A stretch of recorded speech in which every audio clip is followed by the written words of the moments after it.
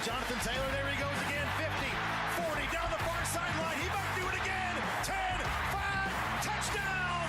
I-N-D-Y.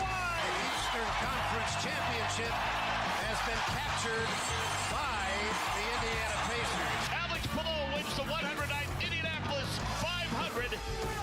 This is the Fan Morning Show with KB, JB, and Jeff. Oh, as the weather seemingly is fully turned, although I've lived in this city way too long for me to probably say that with a ton of confidence. It is a busy Monday morning. Thank you for spending it with us, starting your week with us. I'm Kevin Bowen, James Boyd, and Mark Dykton as well. We will recap back-to-back for Rory McIlroy. The Indiana Pacers season has mercifully come to a close, and indeed they will have the best odds possible here for the lottery coming up in less than a month. It is draft day in the WNBA, and we definitely need to get to the news item that broke in our final segment, going back to Friday of the trade request from one Kenny Moore II, a week and a half away from the NFL draft. Gentlemen, good morning. How are we doing? Doing good. I feel like there was a lot going on right there with everything that you just kind of laid out there. But like a lot, right? I mean, like it's all kind of relevant, is it not? Oh, it's very relevant. I mean, I guess add on, you could say the Pacers have secured a top 3 worst record in the NBA after the season's end. Gives them the best chance to land a top 4 pick. Heard from Rick Carlisle last night about that, so we'll play some of that audio here today. But yeah, a lot going on, Kevin. But I must say, before I get into all that, you look good, brother. Thank you. Yes. You look like you could hang with Rory. Yeah, maybe a Guinness or two. I don't know if I could be hanging with him. Certainly not. How about that, though?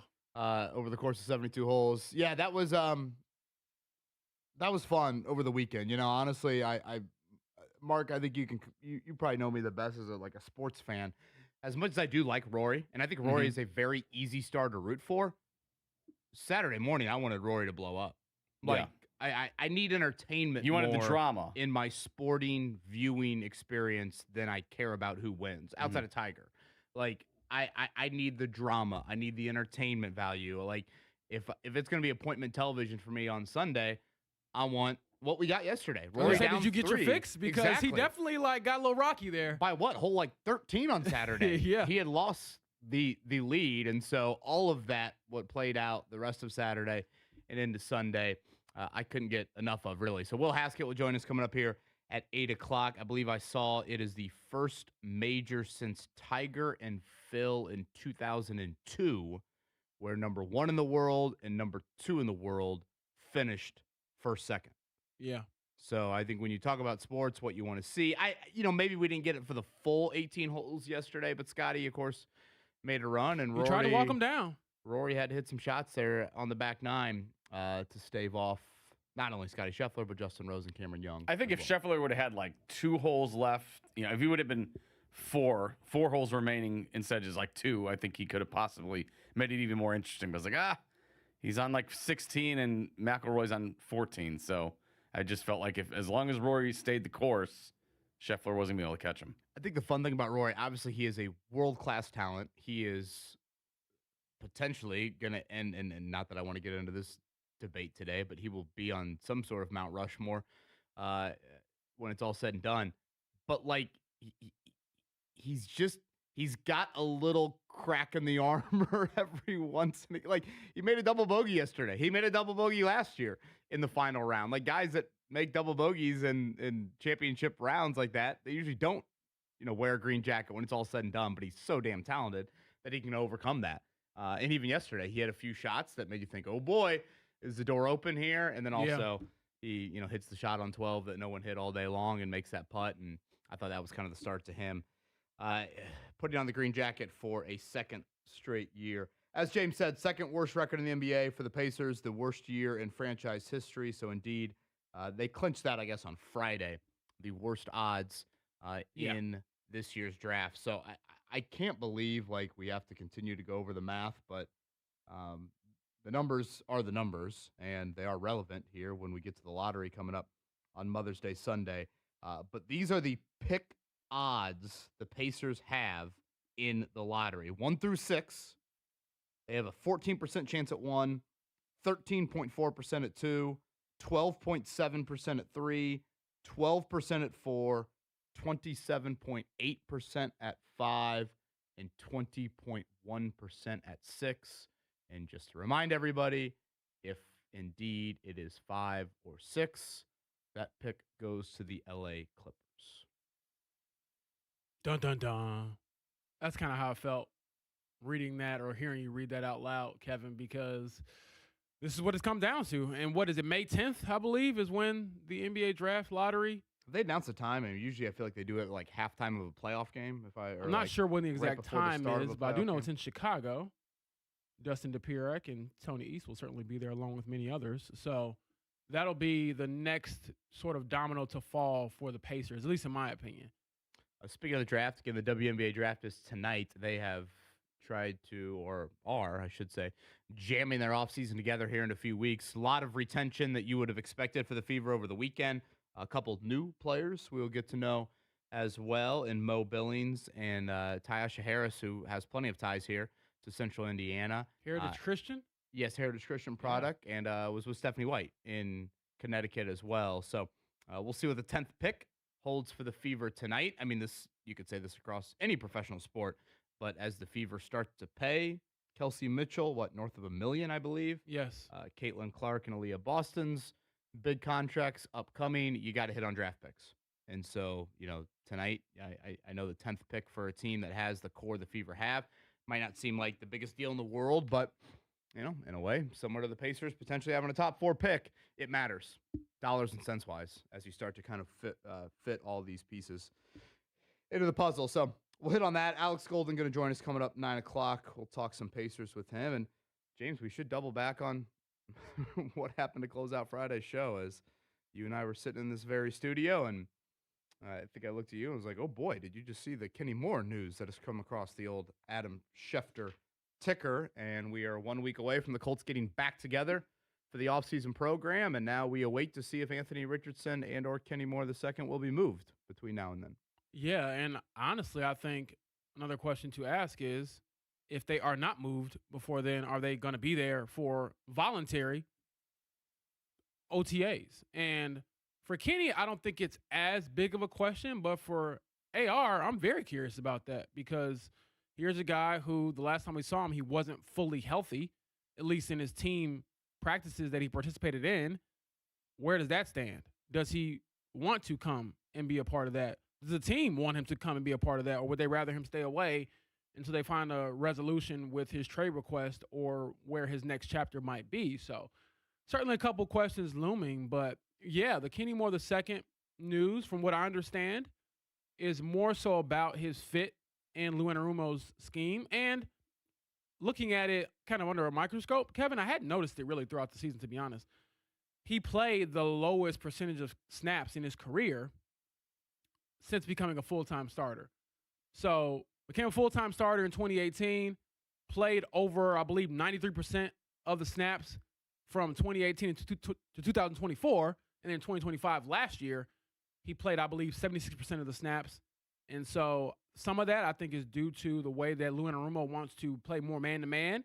Kenny has thrived as a zone cornerback. Not saying he can't play man-to-man, but perhaps he's seen the writing on the wall and saying, hey, I'm going to be 31. I'm entering the final year of my deal.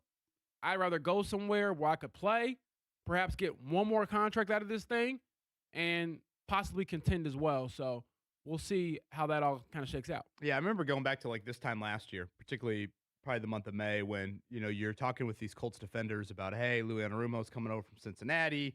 What do you feel about the scheme? Blah, blah, blah. And I remember kind of getting an early vibe with Kenny, like probably an uncertain vibe is the easiest way to describe it. I think most guys are like, hey, we're going to do things differently. We're going to be a little bit more exotic. We're going to have a little bit more ingredients we can reach for in the old cupboard week to week. And that was true. But I think Kenny, probably more than any of the veteran returning defenders, was kind of like, man, the Matt Eberflus, Gus Bradley thing was really good for me. Like, they viewed me majorly as a slot impact corner. Yeah.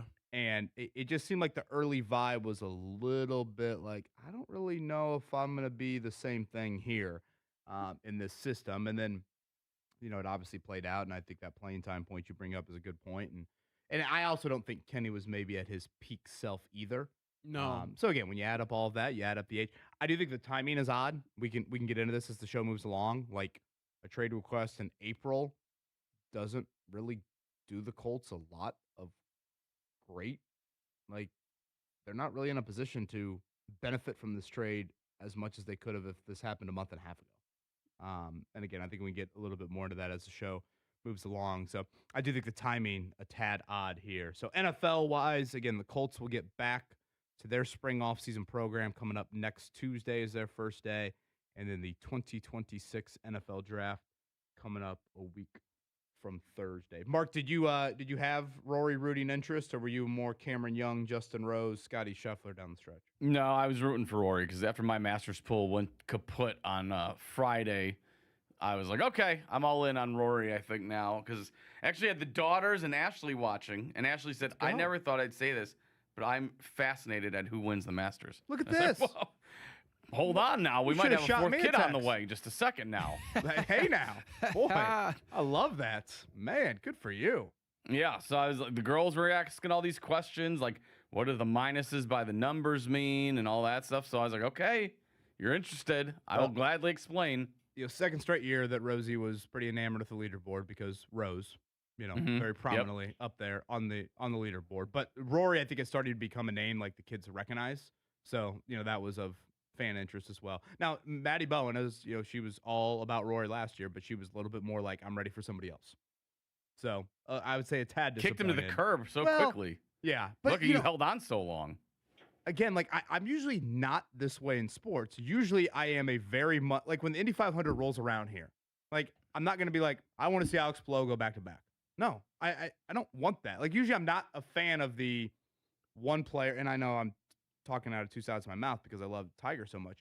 But I'm usually like ready to see someone else get it done. But I found myself watching Rory over the weekend, being like, I'm totally good with him winning another one, even though for the game of golf, probably Cameron Young winning would have been the best thing, like a young American who hasn't won a major yet, et cetera. Justin Rose's story, right, considering how close he's been and how old he is, would have been a great story. Very easy I like to the write. Rory aspect also from a historic standpoint, that only he and three other guys have ever done it. So I was like, that's cool. Yeah. That's something that you obviously don't see every single year. So the fact that we got history on the year after he won it the first time, I thought that was pretty cool. Well, and Scotty Scheffler was trying to drum up his own history. Yeah. It was the biggest comeback ever after 36 holes. So, yeah, pretty good Masters Sunday there. James, did you learn anything from the old Masters? I know you try to not necessarily learn, but I did read about how apparently Rory's parents weren't there last year because they were like moving, and so they didn't get a chance to see their son get atop the mountaintop of the sport. And so they were there yesterday, and maybe that added a little bit more to just the moment and celebrating it with the people that clearly built you up and gave you the opportunities to pursue golf and things like that. So I thought that was a cool little wrinkle. But, yeah, I just couldn't imagine, the timing of the move and things like that. I'm like, don't you know he's going to be competing in this tournament? Like, what do you mean you're not there? Yeah. So shout out to his parents for being there. And that can be a cash offer. You can probably dictate the closing date. Yes, on that exactly. End. I'm like, I don't think you're hurting for the cash in that instance. And I will add this about Rory, in a sport that oftentimes can be dictated by were you born on third base or not, Rory was not.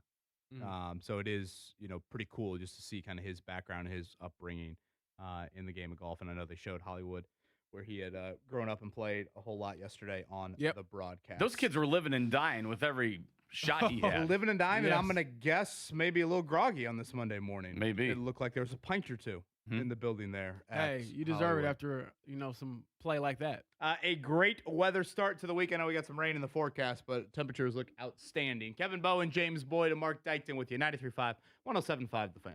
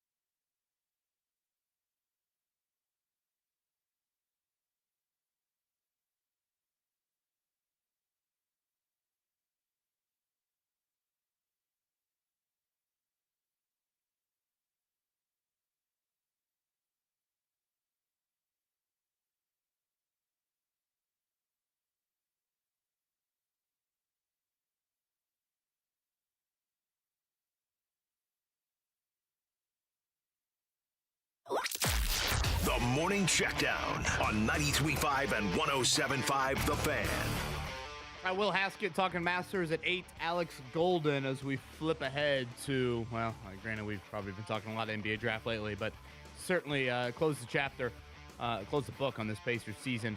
He'll join us coming up at 9. Let's start with Augusta National yesterday by one shot. It is Rory McIlroy going back-to-back, joining Jack Nicklaus, Nick Faldo, and Tiger Woods as the only back-to-back winners there. Rory, I saw a stat where he hit the fewest fairways of any Masters winner. The driver, pretty unkind to him. Really, he had some nice moments with the driver on Sunday, but he sprayed it a whole lot, was able to still get it done. You were good with Rory capturing win number 2 there at Augusta? Yes, I was. For the point that Mark made earlier, just the historic nature of it, you don't see guys go back-to-back very often, and the first guy to do it since Tiger, we know what he means to the sport. Pretty special stuff. Aronimak in just outside Philadelphia. That's where we'll head next for the PGA Championship coming up here in a month.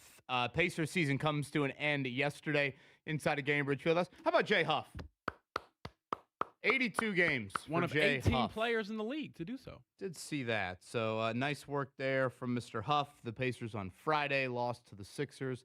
That secured them the best lottery odds. So once again, heading into next month's lottery, they will have slightly above a 50% chance at retaining their pick as a top 4 selection, and they will have a 14% chance at number 1 overall. I thought you were going to say we should be applauding Jalen Slauson for a nice little, I don't know, it's a block in the back, basically, on Isaiah Stewart. Beefy, it doesn't take much to set off Mr. Stewart. No. But I also was thinking, boy, Jalen Slauson, you're barking up a big tree. I might poke other bears. Yeah. Because I think that, and it's not even that I think Jalen Slauson should be, like, scared of him. It's just that it seems like Beef Stew will usually take it there when other players may not. So it was funny seeing him getting applause for getting ejected for a flagrant 2 on Isaiah Stewart and leaving the court. So that was a unique way to end his season. Playing games this week, and then we'll get things started, obviously, in the 1 through 8 East-West format coming up this weekend. Tonight, you have the WNBA draft, 7 o'clock on ESPN. The Dallas Wings once again hold the number 1 overall pick. The Fever will draft number 10 overall. James, busy weekend for the Fever. A lot of, I think, expected re-signings, mainly Kelsey Mitchell, Lexi Hall, Sophie Cunningham, Damiris Dantas, who I thought at times was a really nice player for them as a rotational piece. She's back as well. What do you know about 2 of the new players, Mo Billings and Ty Harris? Well, Ty Harris, a lot of deep Indiana ties, playing high school basketball here. I think she won multiple state championships at Heritage Christian, played previously under Stephanie White. Should be a very good backup point guard, I think, as long as she can stay healthy. I think she had some injury history last year. But for the most part throughout her career has been healthy, veteran, knows how to run an offense, and should be able to relieve Caitlin Clark a little bit, I think, going into next year. And then for Monique Billings, she played actually with Caitlin Clark on that, was it World Cup team, qualifying tournament, something like that, Kevin? But she had some Team USA experience with Caitlin Clark over the summer, and she mentioned how that was one of the influences in her decision to come to Indiana. And so she's a good rim rolling big, doesn't really shoot it all that well from outside, but she can finish around the basket, run the floor, defend multiple positions. So that should help, I think, on the other side of the ball more so than the offense. Yeah, and we should mention Steph White was also on that Team USA staff, and so she got up close and personal look at Billings. Probably, think rebounder, Natasha Howard, DeWanna Bonner, some people that we were used to playing for this team last season at times, not on the roster here. So can I say this real quick, too? Shout out to Kelsey Mitchell. First $1 million player in Fever history. Through her first 8 years with the team, she had made $1.1 million. She's making $1.4 this upcoming season on a Supermax contract. Deservedly so. I mean, she could have left multiple times when this team was in the gutter, and she didn't, and now you're seeing her get rewarded for an outstanding season last year, and then them trying to keep that core together of her, Caitlin Clark, and Leah Boston together for at least one more year before everybody else has to get paid too. But she deserves that. I'm glad she got it. Easily one of the best players ever to put on a great human. A Fever uniform. Doc Rivers hanging it up. I believe Sham Charania had that yesterday. So we'll see. Obviously, the coaching carousel in the NBA will begin in earnest here coming up this week. Major League Baseball. Boy, I can't believe how jumbled the standings are right away. I was looking at it yesterday. I believe every team in the league has somewhere between 6 and 10 losses besides, we see the highlights right here in studio, the Dodgers. The Dodgers are the lone team at 11-4 that don't have between 6 and 10. Markets are very jumbled NL Central right now. I believe the Pirates on top. Yeah, I thought it was a misprint when I saw it. No, it took 2 or 3 against the Cubs this weekend, so we're still very early in the season, obviously. But yeah, it is a barn burner, as they would say in the NL Central. So lots of just jumbledness, as you said. Indianapolis Indians got a win yesterday, 2 of 4, or they went 2 and 4, I should say, against the Louisville Bats. They're out in Omaha this week. A week from Tuesdays when they'll be back inside of Victory Field. A couple portal notes. First off, Purdue. Purdue threw up one of those graphics, I think it was on Friday, of the scholarship guys are back. Pretty much it looks like everybody is back that obviously has eligibility for Purdue. I think we still are in kind of a waiting period with Oscar Clough in his 6th year, and if he doesn't come back, I don't think it can just be Daniel Jacobson as that center. So I think that's probably the lone unknown for Purdue. But in today's day and age of college basketball, a high major team going with the, everyone's coming back portal announcement is not something you typically see. No, not at all. So we're in a new world, though. So I feel like all the new normals we have established, I have to get more used to. Locally, Miles Colvin to Cincinnati. He will round out his collegiate career. Flory Badunga to Louisville. I thought that was interesting. Yeah, so Louisville with Jackson Shellstad, who was hurt this year for Oregon. He is a dynamic guard when healthy. Ooh, so yes. Louisville certainly pay him quite a lot there. And then Trey Singleton, shout out to the Jeffersonville state champion from a couple years ago, had a nice freshman year at Northwestern. He is joining Iowa State. We obviously know Iowa State's had very good teams here in recent years. So a little Tyrese Halliburton influence. Indeed. We are now entering week 2 of the portal, and I believe some action in Bloomington, but nothing official just yet on a roster that obviously needs total turnover there for Darren DeVries. Anything else that I missed, gents? No, I think you hit it all on the head. We can obviously talk more about the Kenny Moore trade request that the Colts are trying to work to fill and what that means for the team moving forward, because that one, I wasn't totally shocked, but it definitely kind of threw me off with the timing, as you said, Kevin. Yeah, definitely want to get into that on the other side. Good Monday morning to you. Thanks for spending with us. It is Kevin Bowen, James Boyd, and Mark Dykton right here, 93.5, 107.5, The Fan.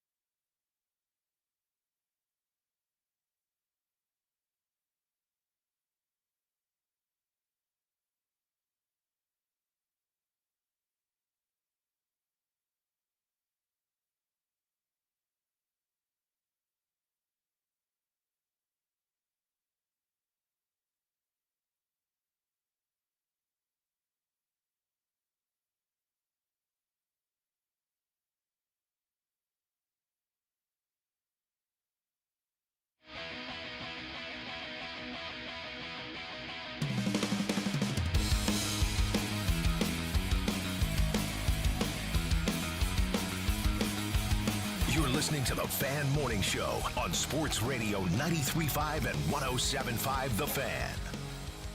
Well, tad overcast, a little rain on the ground from last night, but quite the nice temperature to wake up to here on this Monday morning. It's a busy Monday from a sports standpoint. I don't know how many times in mid-April, especially with the NBA team season being over, that we say that in this market, but a lot of news items to get to. Kevin Bowen, James Boyd, and Mark Dykton with you. Will Haskett will join us coming up here at 8 o'clock as we put a bow tie on Rory McIlroy winning a second straight Masters, the sixth career major for him, becoming the fourth player ever to win back-to-back at Augusta National. But let's go back to Friday, actually. You know, our final break of the week. We have the Kenny Moore II trade request news item hit the wire.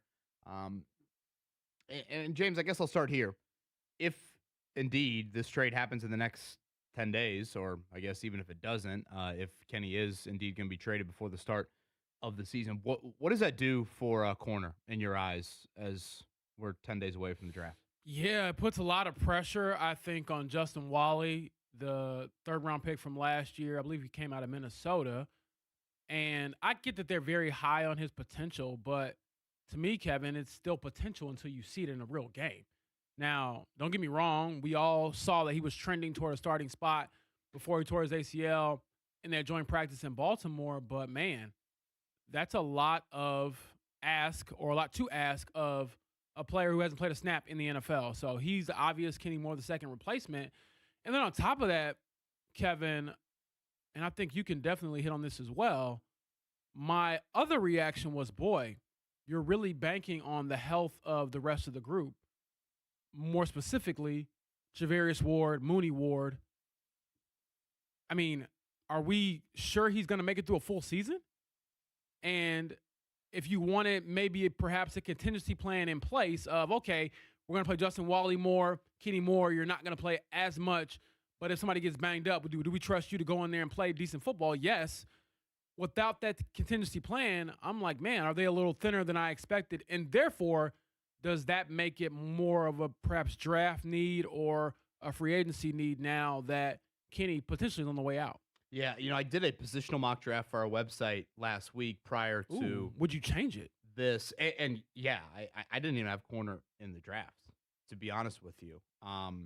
You know, if you look at their roster right now, just sheer numbers, they still are in a pretty healthy spot cornerback wise. They pretty much bring back all their corners that played last season. That's true.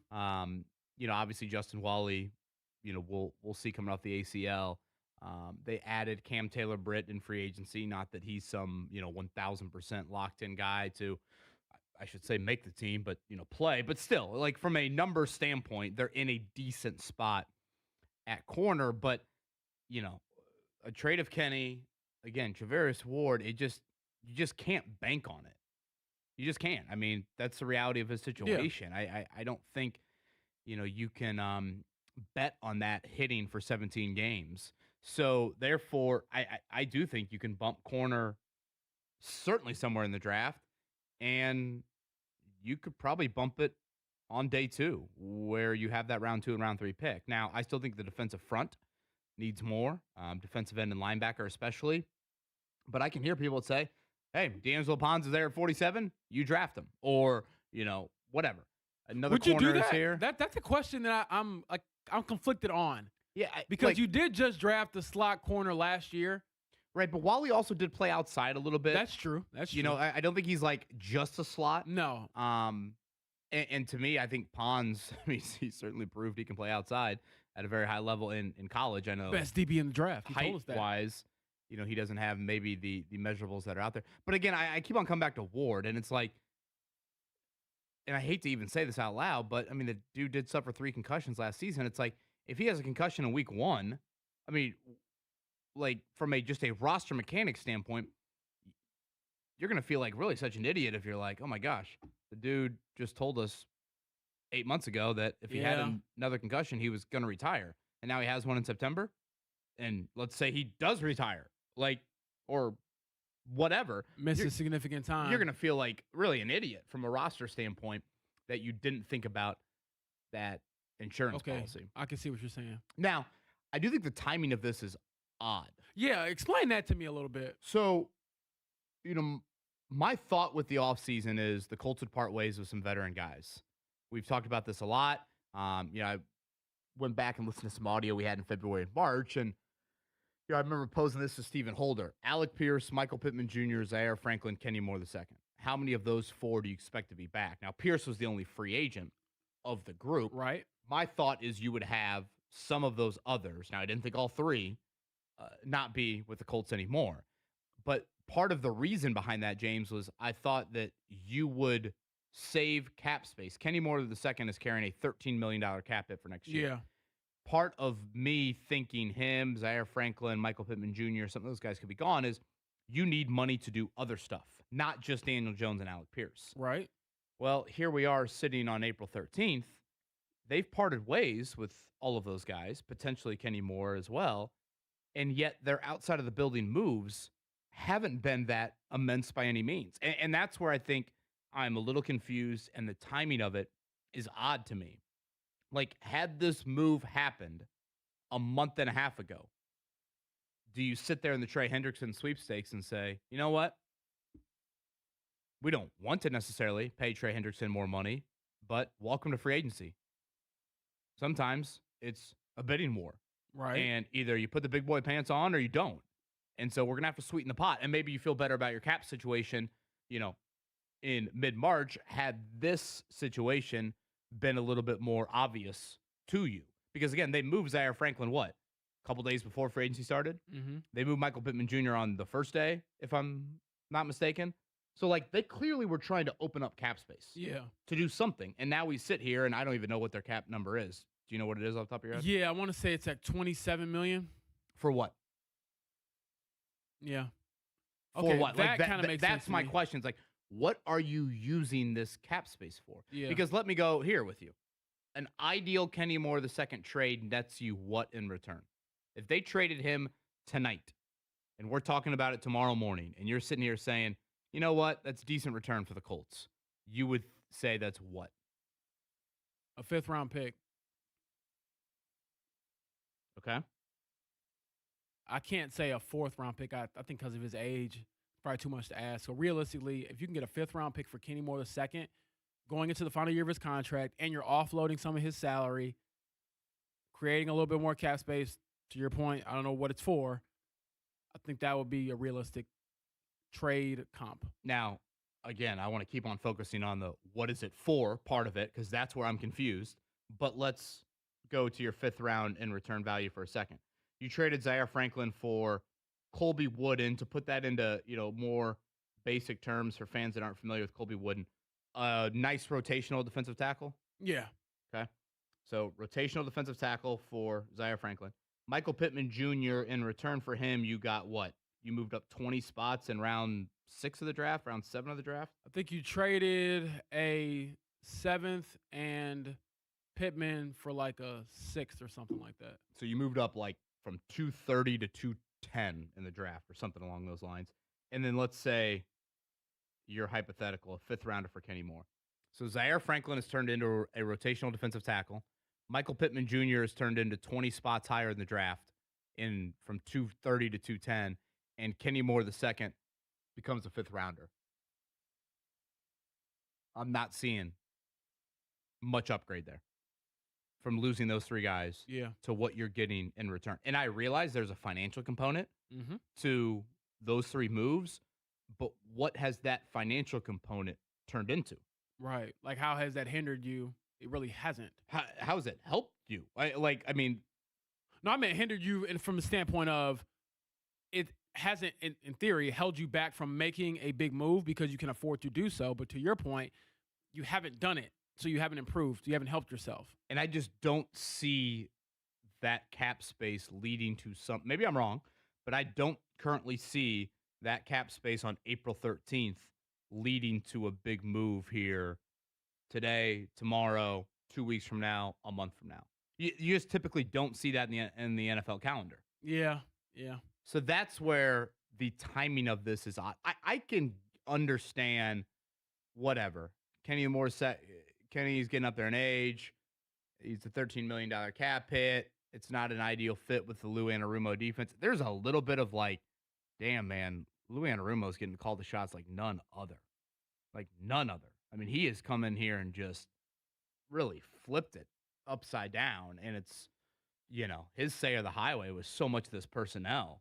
I don't know if he has full autonomy to deserve that, but again, I can see why this move happened. It's just the timing of it is a bit odd to me. Yeah. It's been an odd offseason for them. And the crazy part is, not the crazy part, but there's also another trade block person in Anthony Richardson kind of just waiting in the wings. So we'll see what happens with that as well. Do you think any of this is Kenny Moore II going to the Colts and saying, I want to really win? I don't want to just kind of win or not experience the playoffs? I don't want to finish third in the worst division in football. I don't want to be I don't want to be in purgatory anymore. Yeah, I think that I said it on Friday. I think that says something for a guy that's on the side of your building that you play home games in, that he wants out, where you're like, yeah, we're running back with Daniel Jones. We just paid out Pierce. We'll be right back in it. The owner is saying, we got to see the end of this movie. And Kenny Moore's like, forget that. I want to go watch a new movie somewhere else. So obviously, Kenny and Anthony are in very different positions in their career and what kind of trade requests they can necessarily demand or ask for.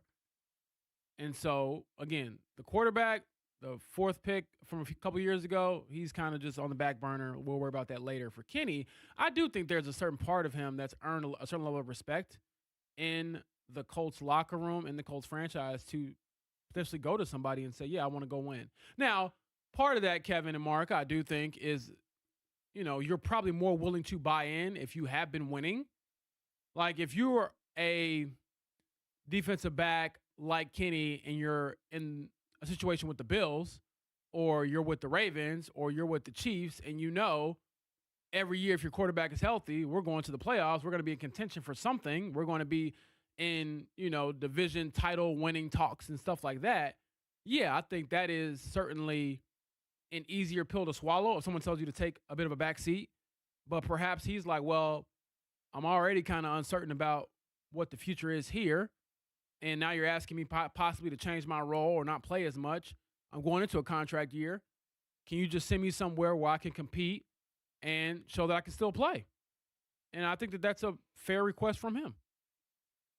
Now, I'm not sure if do you think the Colts should be beating down the doors trying to find a trade partner for Kenny Moore II? Like, if they don't find one, are you fine with them bringing him back?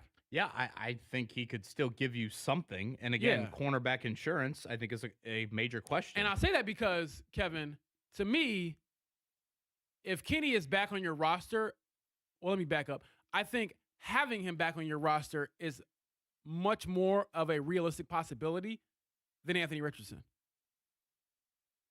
And I get that quarterback is important and all that, but when they talk about Anthony, it's like, he's on the team. And when you talk about Kenny Moore II, I think there is still some tangible value that you could have in the upcoming season. It is interesting. Maybe we can get into this a little bit later as the show moves along, but there are 6 Colts players that are gone from last year's team. 6 guys that started multiple years for this team, and I'm throwing Kenny into that group just to play this out. Okay. To be clear, assuming he gets traded. They've combined for 496 career starts.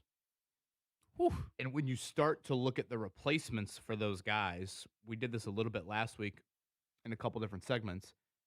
You would say Justin Wally as a second-year corner replacing Kenny Moore is one of the more, what we assume is kind of the obvious starter gone, new starter in. Succession plan? Yes, succession plan. Thank you. Of any of the 6. And that succession plan, James, is a guy that's never played a snap in the NFL and is coming off a torn ACL. And yet, if I'm ranking the 6 succession plans that are clear right now, yeah, Kenny might be first, or Kenny to Wally might be first or second on the list. Yeah. It's just, it's wild to look at it in that light. And, who knows? In the next, this is the other time, a week and a half from now when the draft gets here of, do we see other stuff? Is there something else cooking? Because on paper, I don't get the need for all this cap space right now. Honestly, it's cap space that a young GM that knows they have multiple years left would say, some of that'll roll over. We'll use it next year. Yeah. It's kind of like, wait, does Chris Ballard know something that I don't?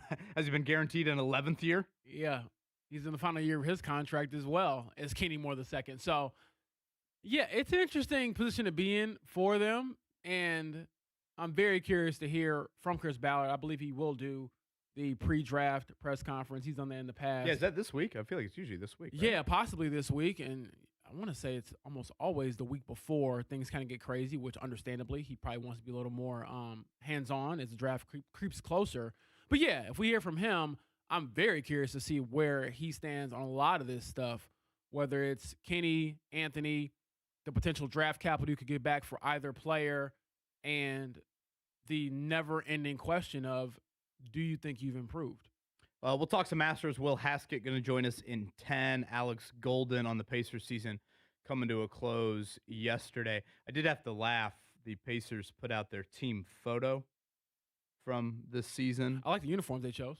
Yeah. Oh, yeah. The outstanding uniform choice for that. But I'm thinking to myself, you almost needed to go in the stands and just like have a whole section for all the players that played on the team. Yeah, that wasn't the complete team photo. Like if you had to Photoshop, it's almost like the Pacers should do that. Like, yeah, like they should literally Photoshop what a full team photo from this past year would look like. Because, you know, I was going through. Well, Tony had it. 48 different starting lineups. Just in an 82-game season. Incredible. I was going through the October and November, like, notes a couple days ago, and I'm like, do you remember the Garrison Matthews era? Yes, the shooter. When I'm like, for a few games, I'm like, you know what? That guy can really stretch the floor.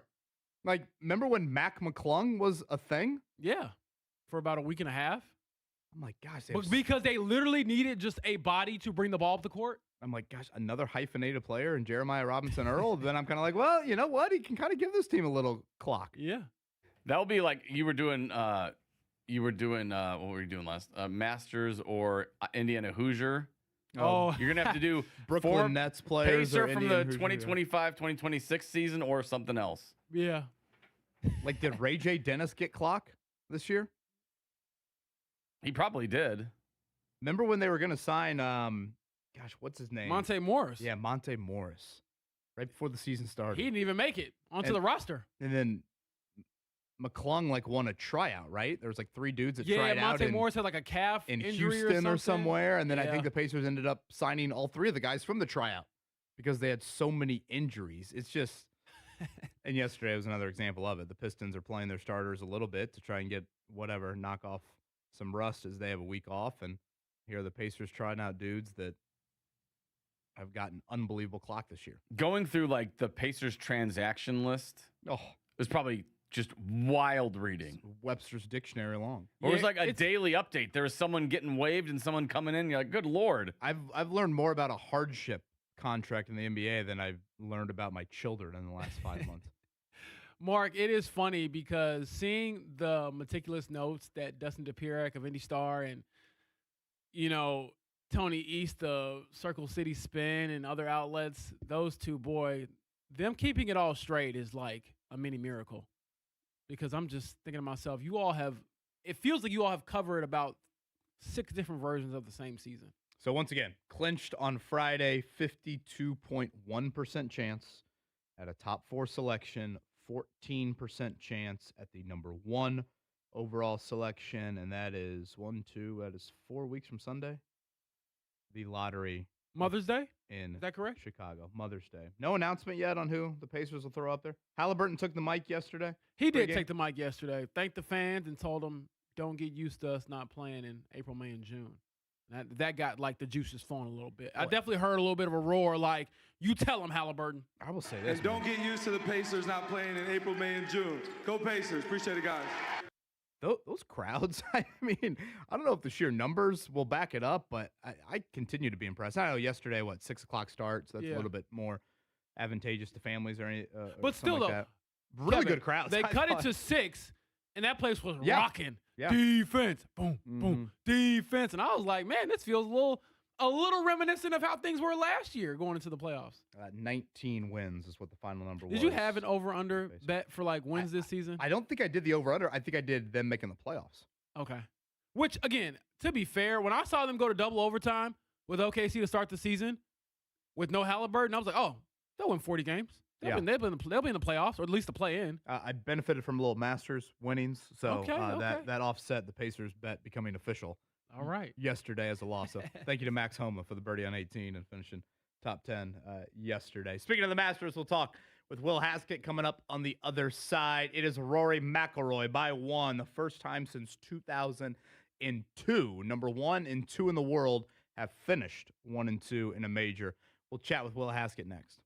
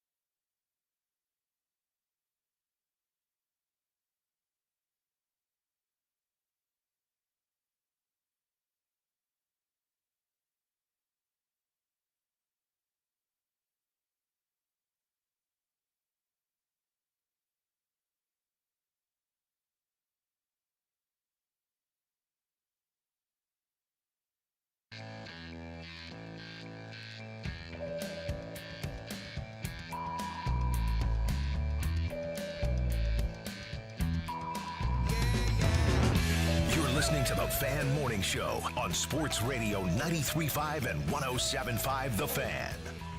Some more thoughts on the Kenny Moore II trade request coming up in a bit. Alex Golden to chat Pacers as now we can officially close the book on the worst and I would argue most injured season in franchise history. But let's also put a little bow tie on Rory McIlroy once again putting on the green jacket as he goes back-to-back, winning by one over Scottie Scheffler yesterday at Augusta National. And always enjoy our chats with Will Hask from PGA Tour Radio, who I believe will be in this chair, I think, a week from today. Is that right, Will? You filling in for Jake a week from Monday? That is correct. Got a signature event on the PGA Tour this week at the RBC Heritage, and then I'll be in on next Monday. Harbor Town action for Will Hask and company on tour here. Okay, let's go back to yesterday. I'll throw a couple shots your way for Rory. You're probably going to say number 12. The shot on 12, the putt on 12. I thought the drive on 13 was arguably as pivotal. The lag putt on 16. Where do you want to go for kind of consequential moments for Rory? Kind of breaking away a little bit after, at one point he was down multiple shots in the front nine. Yeah, I think history will say he went back-to-back, right? The fourth player to ever do it. But it was far different feeling, I think, in 2026 and 2025 for, I think, first and foremost, the obvious reasons. Last year, the emotion of wondering, could he finally do it? Could he finally win the career Grand Slam? But that was, can Rory win? And I really felt like yesterday it was, can anybody else win? And that answer was sort of no, much to do with their own play. And then when it was reminiscent of Tiger in 2019 to me. When everybody couldn't capitalize on the back nine, the guy who had been there and done that and you believed in and is probably the most dominant or the most successful player of his generation stepped up and took it. It was right there on a platter for Rory, and he did it. And so to answer your question, I think the shot on 12, the tee shot is the one that does it. I mean, even if he doesn't make the putt, maybe we're looking at a playoff with Scottie, which then would have been unbelievable theater, but I think it probably changes how Rory's approaching the next few holes as well, and the leaderboard watching that goes into it. But a lot of guys stepped up on that tee shot and bailed, and it cost them. Russell Henley, Justin Rose, a few others, not in the catastrophic put it in the creek sort of way, but just in the I'm not going to make a big mistake, so instead I'm going to make a bogey. And yes, then he has to validate that by hitting his best tee shot of the week at 13, but he still only makes par there. He could have blocked it in the trees and made par. But for him to step up there, hit the best shot of the entire day in those conditions, and then go on to win the golf tournament, I think 12 is the iconic shot that will live on as we reflect on the 2026 Masters. So, Will, Kevin brought this up earlier, but Rory's kind of a unique story in a sense of he didn't come from like the silver spoon third base life. His parents worked a ton to give him the opportunities that he had. And so having his parents there, unlike last year, to celebrate the Masters win, how cool do you think that was to see that sort of embrace and just the excitement around their son standing atop the golf world again? Yeah, I hadn't even really thought about it until it was, we were on the 18th and they're showing his parents sitting there and his mom's got the purse that is literally made from the athletic piece from last year that Brendan Quinn wrote on Rory's, major sort of triumph. And so to be able to have another year of emotion, I didn't think if Rory won, we could tear up as much as we teared up last year. And I think to have his parents there, a year older for his daughter, Poppy, who now sort of seems like she's much more aware of what daddy's doing out there, which I think was kind of special. There were some cool interactions, not just after he won, but even in some of the press conferences and his speech on the 18th green afterwards. So I think to add another sort of layer or wrinkle to the emotional story of Rory's connected it a lot more, because I think it could have been very easily sort of overlooked, after, he gave us so much emotionally and rightfully so in 2025. So I liked having the added wrinkle of his parents being there. And, I always say it's a little bit easier because golf is so much more of an accessible sport in the UK and in Ireland than it probably is here for all walks of life. But yeah, what they were able to provide for their son, and he had some really cool reflections on it. And so whereas last year I felt like was so much about him and his own journey, this year he got to sort of share in the joys of winning with all those that have helped him in that journey. So voice of Will Hask, again, PGA Tour Radio. We chatted with him last week, previewing the Masters. We'll recap it with him right now. We do this, Will, oftentimes around the Indy 500. What would be the best win for IndyCar, et cetera, et cetera. As you sat there kind of Sunday morning, I mean, obviously a Scotty Rory playoff certainly would have probably spoken for itself. But was this the best result for golf, or do you point to, I don't know, maybe a Cameron Young? Obviously, the Justin Rose story would have been great, albeit he is a little bit older. What do you think the best story would have been for golf, or was this it? Well, thanks for aging me, because Justin Rose and I are the same age. So my heart yesterday was pulling for Jay Rose, because it would have been really cool to see someone who's 45 years old finally be able to get it done. And he had a 2-shot lead going to the back nine. And it really felt like he got to 11 and just couldn't pull the trigger after being so in control as he has been many times in the final round. And that one was tough to watch. I think if anybody that has the toughest pill to swallow today, it's probably Rose in all of this. You know, it's the same old adage. You know, I was on with Jake last week, and I came on right after a caller who was really upset that, you know, the NCAA tournament is now just a bunch of blue bloods and one seeds that are playing. And I kind of likened it to the same thing of like, look, as a Butler grad, I love the little dog, the underdog sort of story, but I understand that ratings are at their highest when Duke is playing North Carolina or Duke is playing insert team here in the Final Four. That's also sort of a blue blood. And so the best thing for golf is when the stars are aligned and they're together. So having Scheffler make a charge and Rory holding him off is probably the best thing for the sport from a superstar standpoint. But then Rory, who hadn't played since the Players' Championship, is going to shut it down. He's not going to play for a couple of weeks until the next signature event. So I don't know how much it sort of helps from a week-to-week eyeball standpoint. But I'm just too much of a realist now to say that anybody else winning would have been better for the sport. You want your best player winning. Golf was at its best when Tiger was winning majors. And Rory's the closest thing that we have had to Tiger over the last 15 years. And Scotty Scheffler's kind of the small sample size version of Tiger Woods. So to have them 1-2 on the leaderboard is always the best thing for golf. Will, I find Rory very easy to root for. And I don't think stars across sports fit that category as easily as he does. And obviously I'm speaking my own opinion on this, so feel free to push back, or, you know, how you think the golf world maybe views him. And I don't know, maybe it is how his playing style, you know, to me, he is so talented, but then you watch him putt on the 4th hole yesterday and you think, oh my gosh, I mean, there's no chance he's going to win this tournament. And yet there he is, you know, some 14 holes later, getting it done. I don't know if it was outspoken nature at the time of whatever, the PGA Tour versus Live, and how much he carried that torch. You know, maybe his background, his upbringing. I don't know what it is about him, but I just find him very easy to root for. Do you think a large part of the golf world would agree with that? And what kind of stands out, I guess, about him maybe away from just his talent on the course?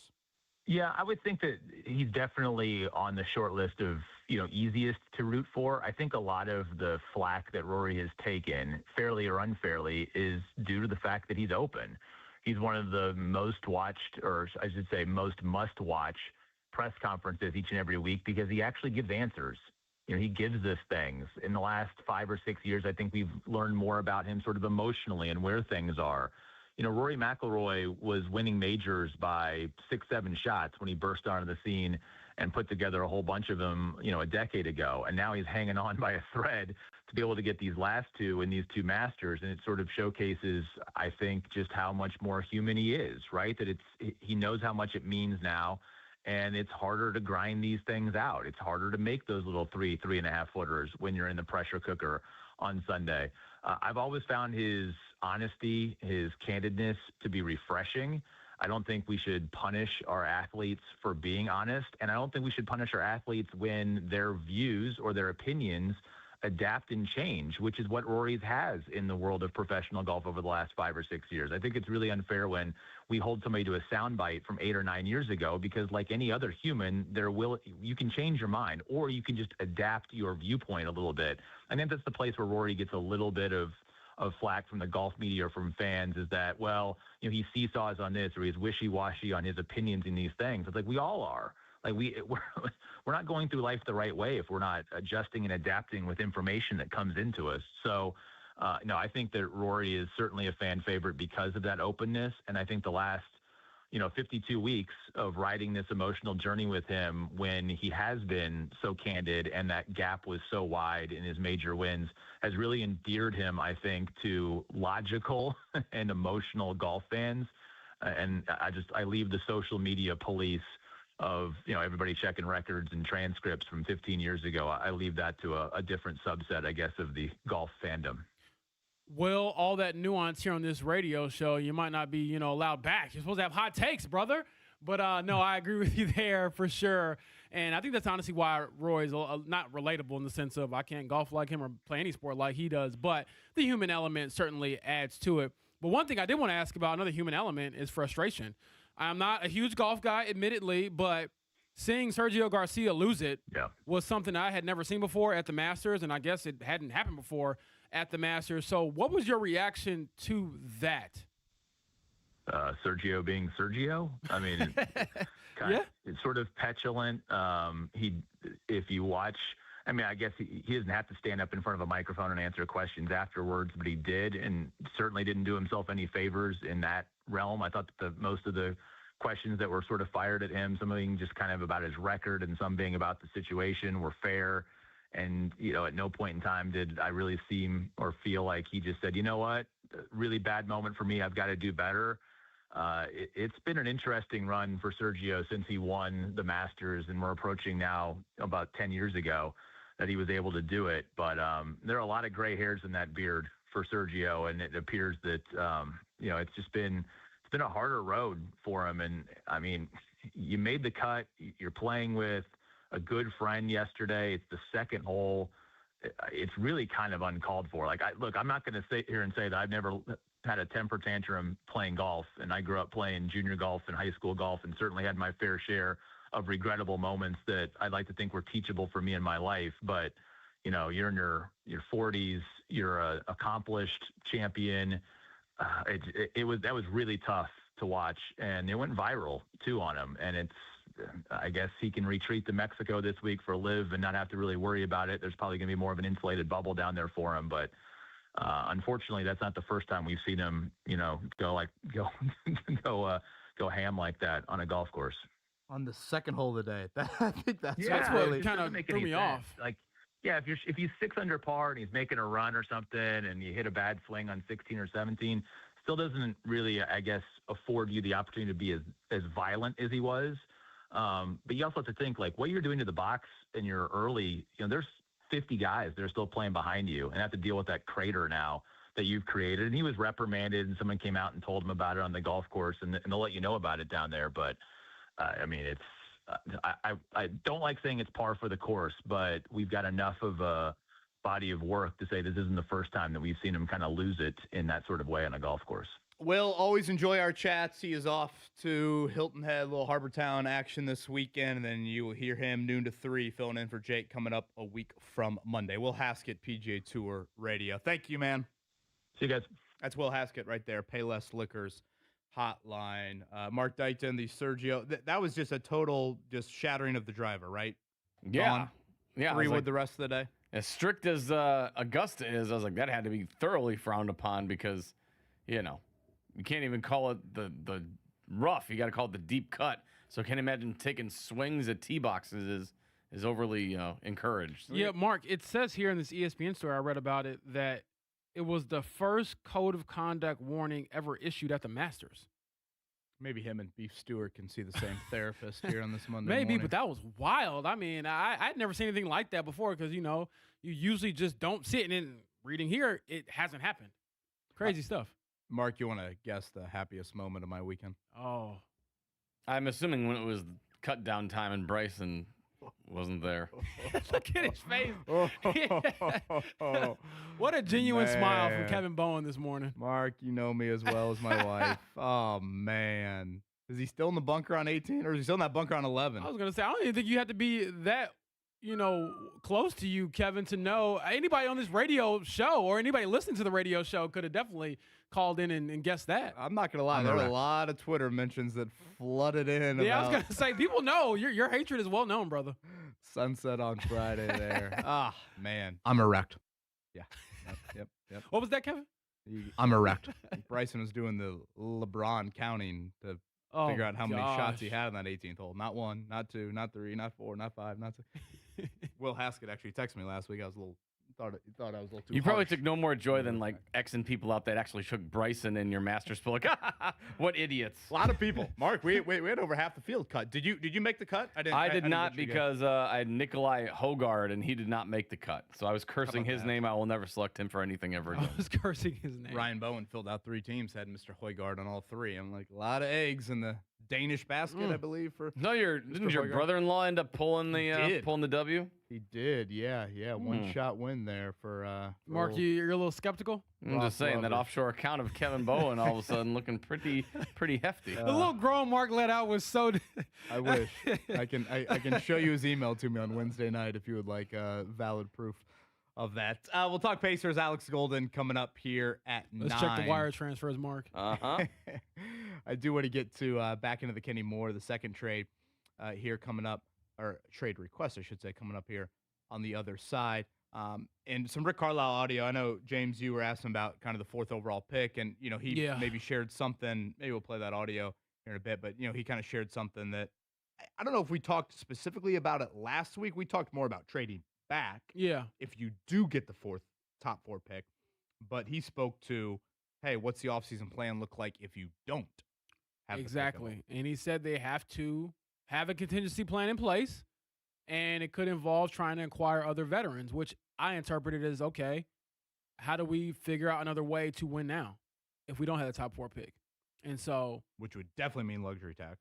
Yes, in my opinion, because it all comes down to what are you willing to pay, literally, for a chance to go win it all. And maybe Alex is the better person to ask on this, and it's been a few years since you've been on the NBA beat. If they don't get the top 4 pick, right, they retain, I'm trying to think what future first-round picks they have to trade. Don't they have the ability to then trade a few more picks? Because you can't trade picks in consecutive years. I know I'm confusing myself. This saying is out like loud. a Tony East, Alex Golden question because, as we always talk about, the rules are so different from NBA to NFL. And there's always like a caveat. Like, I'll know the rule. There's always like a little like asterisk of, okay, just in case this happens, you can't do this. Because if they keep this year's pick, then I think 29 and 31 goes to the Clippers, which means you wouldn't have the ability to trade a whole lot of picks in the future. Whereas if you were to lose this year's pick, then you could trade some of those future picks. I'm probably confusing myself, honestly, and probably confusing the audience a ton. So apologies on that. But we'll clear that up, hopefully, with Alex Golden coming up here at 9. Mark, we got a busy Monday morning check down. Let's get to it. The Morning Checkdown on 93.5 and 107.5 The Fan.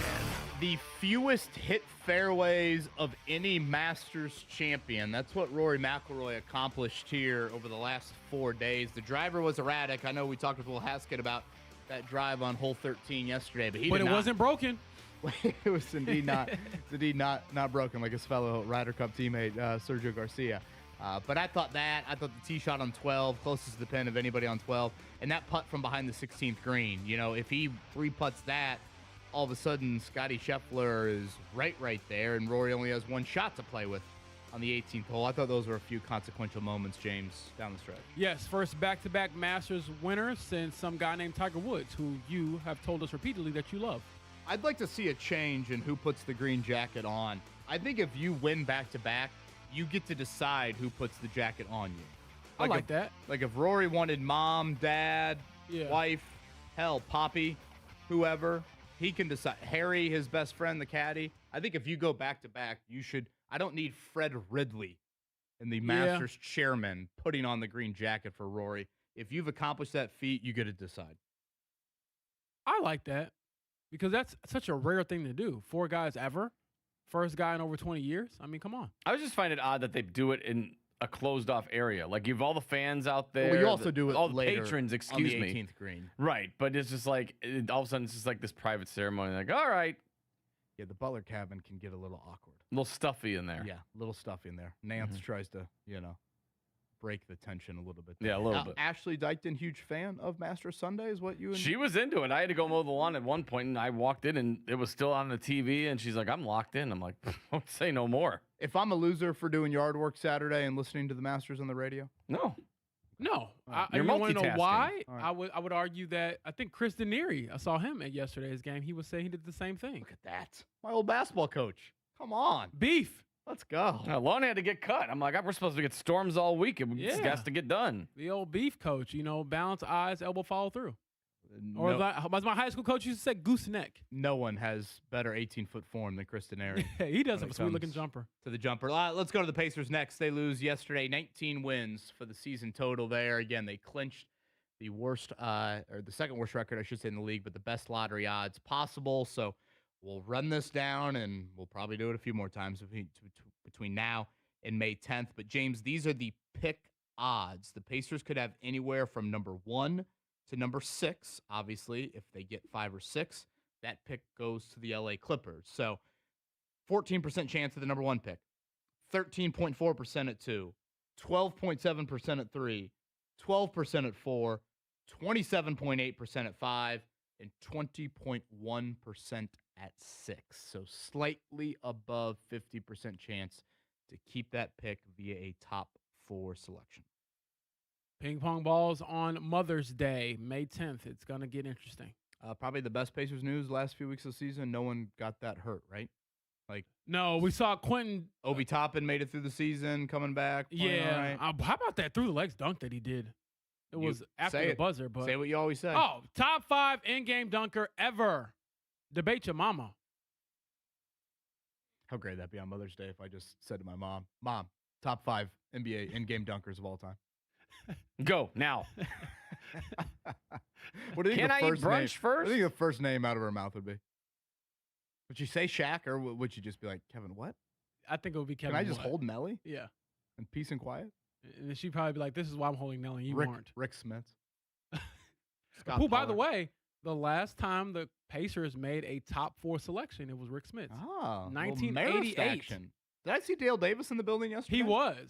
He would have had some go for beef stew yesterday. I was gonna say, he might have been waiting by the Pistons bus for that one. WNBA draft is tonight, 10th overall for the Indiana Fever. Who's supposed to go 1? Is it Olivia Miles, the former Notre Dame guard, or is it Lauren Betts, or AZ Fudd? I think could possibly. I want to say the Wings have the number 1 pick, and they just acquired a post player, so maybe Lauren Betts isn't the pick there. So we'll see how it shakes out, though. So 7 o'clock tonight, again, for the Fever. It was a busy weekend. They retained Kelsey Mitchell on a massive $1 million contract. Lexi Hall, Sophie Cunningham is back. We know Aaliyah Boston, Caitlin Clark, KK Timpson. I'm trying to think who else. Oh, Damiris Dantas re-signed. I actually think she gives them pretty quality minutes off the bench there. And James, the 2 new Fever players, Mo Billings, Ty Harris, some local ties, of course, with Miss Harris.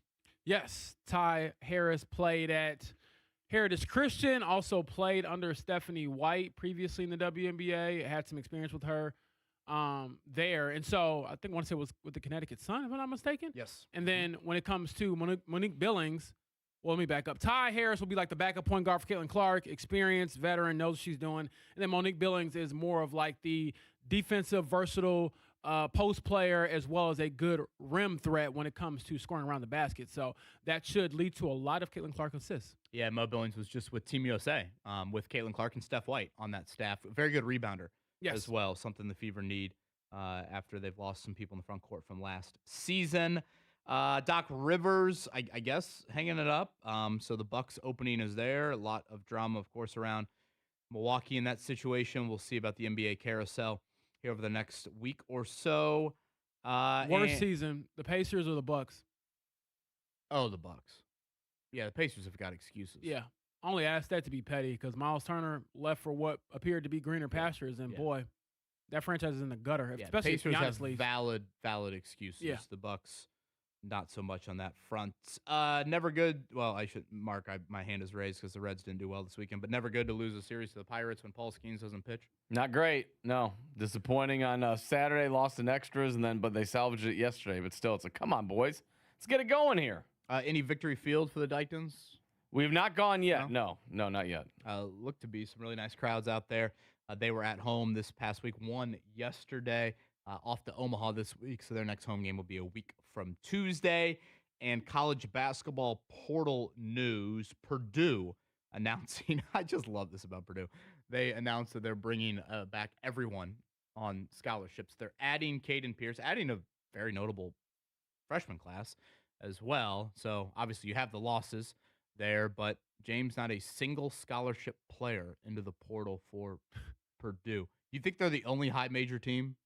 Well, They hell, have to be. maybe the only team, period. Yeah, but definitely high major. I mean, you saw Michigan players enter the portal after winning a national championship. You saw a UConn player enter the portal. And so, yeah, it's certainly an interesting formula, but I'm hesitant to knock it because Purdue, as much as we knock them for not winning a national championship, they're one of the premier programs in the sport. They win a lot every year. We got kind of the IU side of the portal on Friday. We'll chat tomorrow with Alan Karpick about the Purdue angle of it because, the Oscar Clough situation, I don't think anyone's overly optimistic about him getting a 6th year. But, do you feel the need to try and pursue a center here with about a week, a week and a day, I think, left here in the portal? All right, coming up on the other side, much more on the Kenny Moore II trade request. What did Rick Carlisle have to say about the top 4 pick and maybe the plans if they don't get that? We'll hit on both of those things. It is the Fan Morning Show here. Sun is out on a very nice Monday morning in Indy.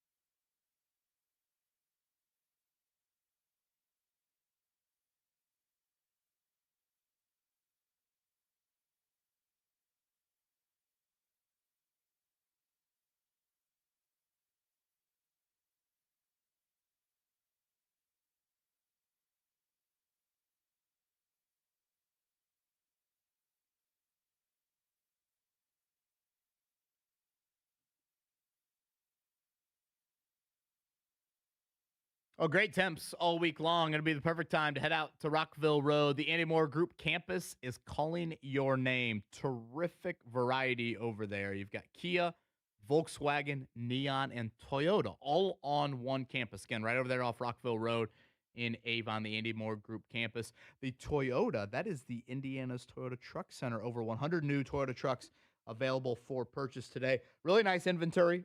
Over 350 new Toyotas available for purchase, over 150 pre-owned. Home of the hybrid, Prius, Corolla, Camry hybrid, all of that available to you. And some of the most fuel-efficient cars available today via that Toyota brand out there in Avon. So again, Camry, Corolla, RAV4, trucks, Tacoma and Tundra.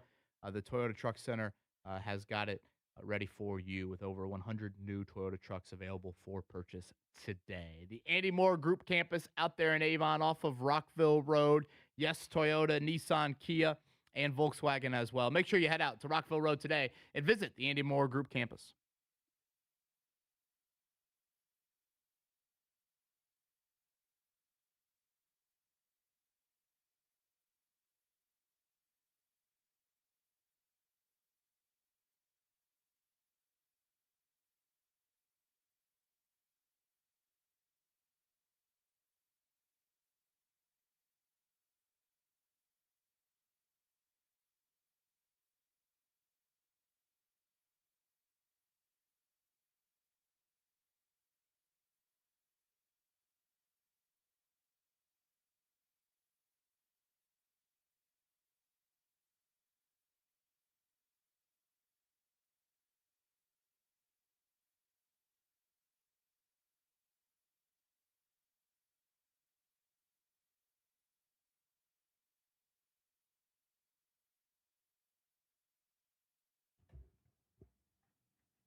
Hey, it's Mark, and I was just talking about it earlier that the weather is going to be stormy, but it looks like it's going to be pretty toasty from a temperature standpoint. It looks like it might even get in the mid-80s later this week. That means you're putting those winter temps in the rearview mirror, and it's time to start putting on that air conditioner. My Heil system is ready to go thanks to Love Heating and Air Conditioning. They took care of me and my family a few years back, trading out that 20-year-old system that came with the home for a brand spanking new Heil system. and actually just talk to Sarah. They'll be in my house tomorrow for my spring tune-up. Don't delay. They can get in your house today. 317-353-2141, or check them out online at love-hvac.com. Whichever you choose, talk to a customer service rep like Sarah, set up a house call. Check out all the products and services they provide, as they're an official high-yield dealer. Plus, you can read customer reviews and financial options as well. John and Chris Love, fourth-generation owners, will make sure you're a satisfied customer, just like the Dykton household is. Plus, they've been serving Indianapolis and Central Indiana for over 100 years. That's how long they've been family-owned and operated. 317-353-2141 or love-hvac.com.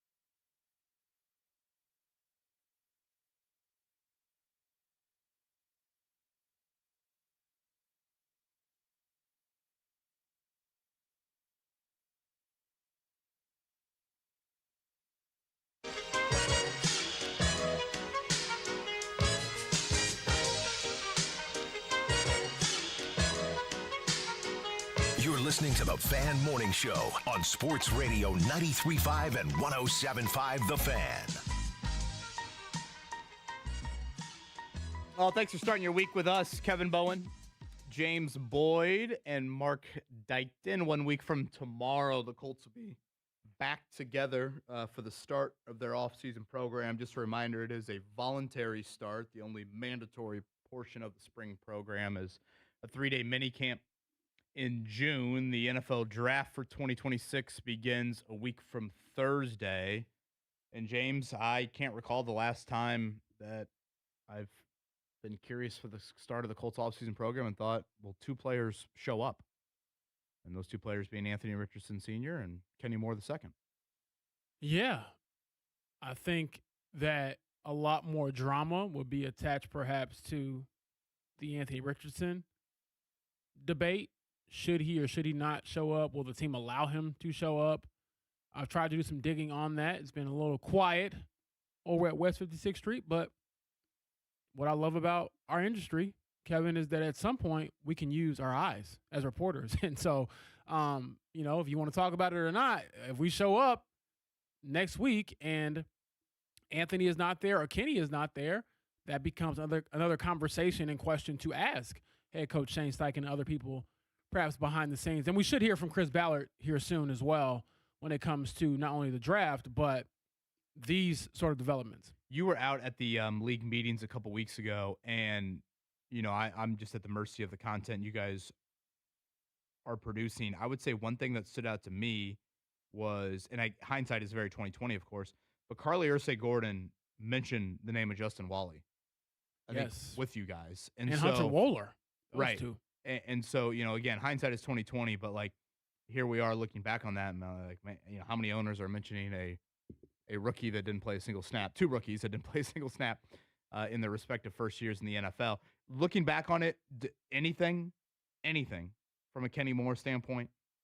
Not Tea leaves, necessarily. anything? No, because I did go back and look at the audio just to kind of do what you did, Kevin, and kind of try to reverse engineer it a bit. But no, there wasn't really much of an inkling of a Kenny Moore move or any sort of displeasure with being here. So that was, again, a bit of a surprise last week for that to come out, but also an understandable one from him going to the final year of his contract. He is older. Does moving on from him, Kevin, fit the getting younger and faster part that Chris Ballard mentioned about the defense at the end of the 2025 season? So those are all factors. But no, and to give Carly Ursay-Gordon some credit here, not only was she talking about Justin Wally and Hunter Wohler, she's talking about man coverage versus zone coverage and everything else under the sun. So she knows ball, a lot of it.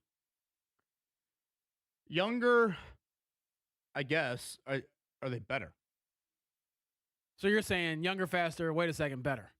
Well, how much should we factor that in? And I don't disagree. Yeah, I mean, I guess younger, I'm trying to, D-line, I guess they've gotten a little bit younger there. I literally have to start comparing ages. Zaire Franklin, gone. I guess Akeem Davis-Gaither. So maybe just to be clear, when you're checking the ages of these guys, this isn't like an AAU trip, right? Where everyone's a little bit older than they're supposed to be. Because I swore I played against the 20-year-olds when I was 16. I always thought to myself, why didn't the Bronx Little League team just stop at the CVS before they got to Williamsport and just get the trash stash for Danny Almonte trimmed up a little? I think if you did that, I don't think you would have had too much of an issue. No, not at all. But you can continue.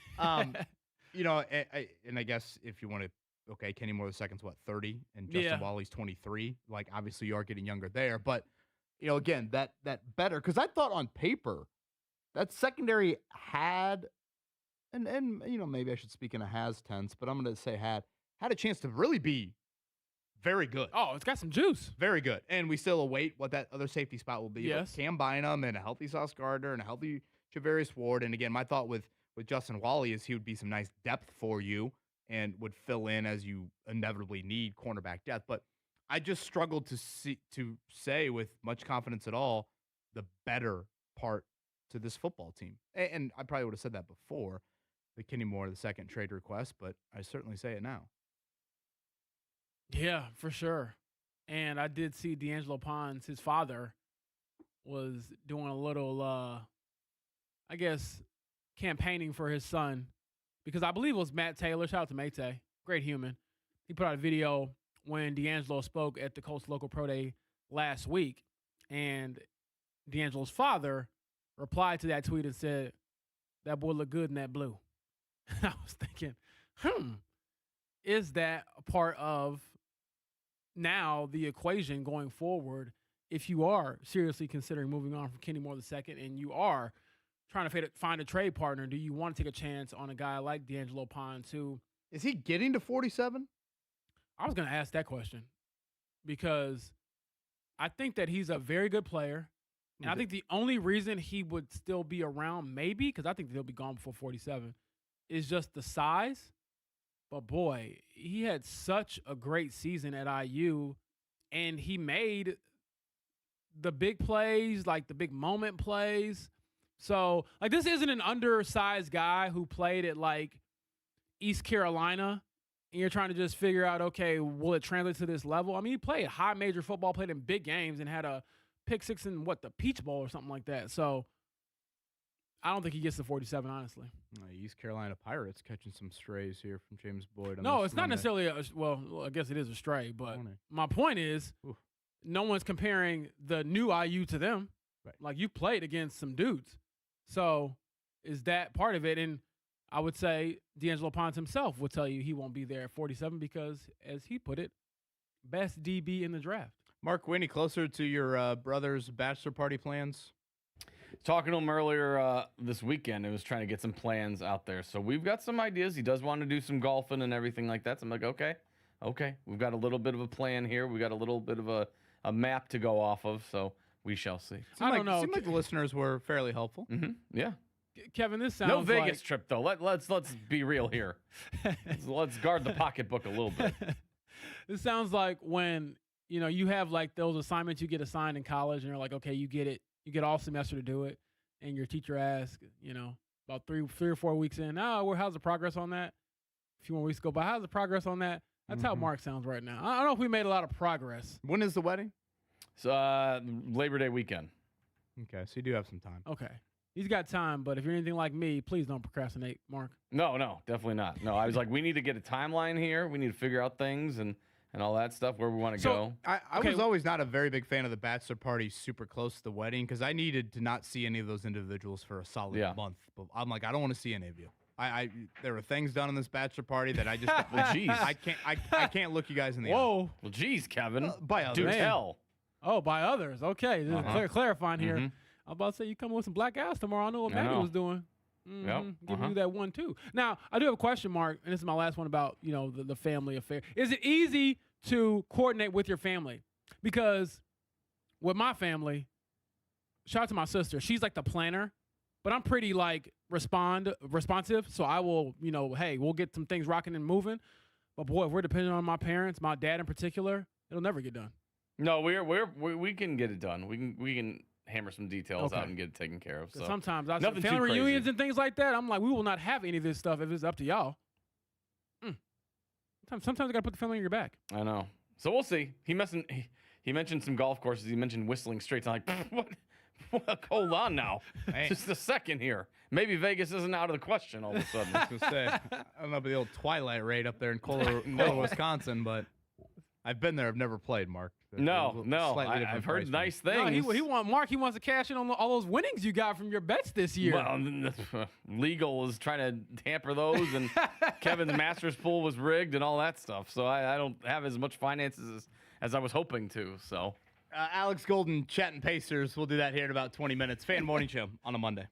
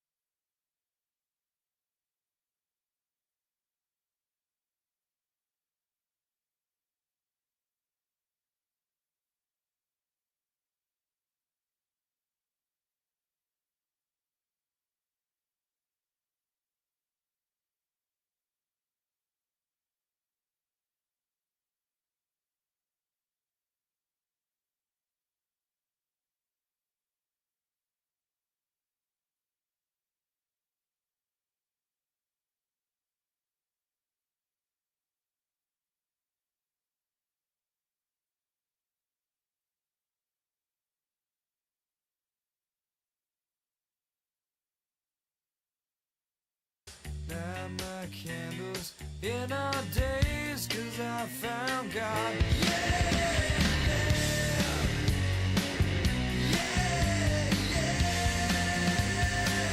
You're listening to the Fan Morning Show on Sports Radio 93.5 and 107.5 The Fan. Some Rick Carlisle thoughts on what the Pacers could do if indeed they don't get the coin flip here coming up in about a month with the lottery. In regards to the offseason, we'll play that in just a second. James, you were at the Pacer game, I think, when this occurred yesterday. So, Mark, I'll go to you because certainly we know Ashley Dykton was on the edge of her seat. What the hell was CBS doing after Rory's second shot on 18? Why the hell do we not know where the ball was? I know. That was weird. Like, they showed Cameron Young hitting his second shot. And it's still, like, Nance is saying nothing. I'm like, is there a ball in the bunker? Where in the world are we? What the hell's going on here? Well, I'm always impressed by golf cameramen because, like, their ability to track the ball is outstanding. Like, it's remarkable. I would agree. Now, it's the 18th hole of the Masters. Right. And you're telling me we have no idea where the damn ball is? It's not like it was the hole 3 or the second shot on hole 3 or something like that. I'm like, 18th hole. I'm not asking you to go find Hao Tong Lee in the woods on 13 It's and go all see hands where he on is. deck. The guy on the top of the leaderboard is on the 18th. You should have every cameraman on standby. I was totally confused by that. I'm like, Kevin, why am I sweating? Why am I cut? Like, what's going on right now?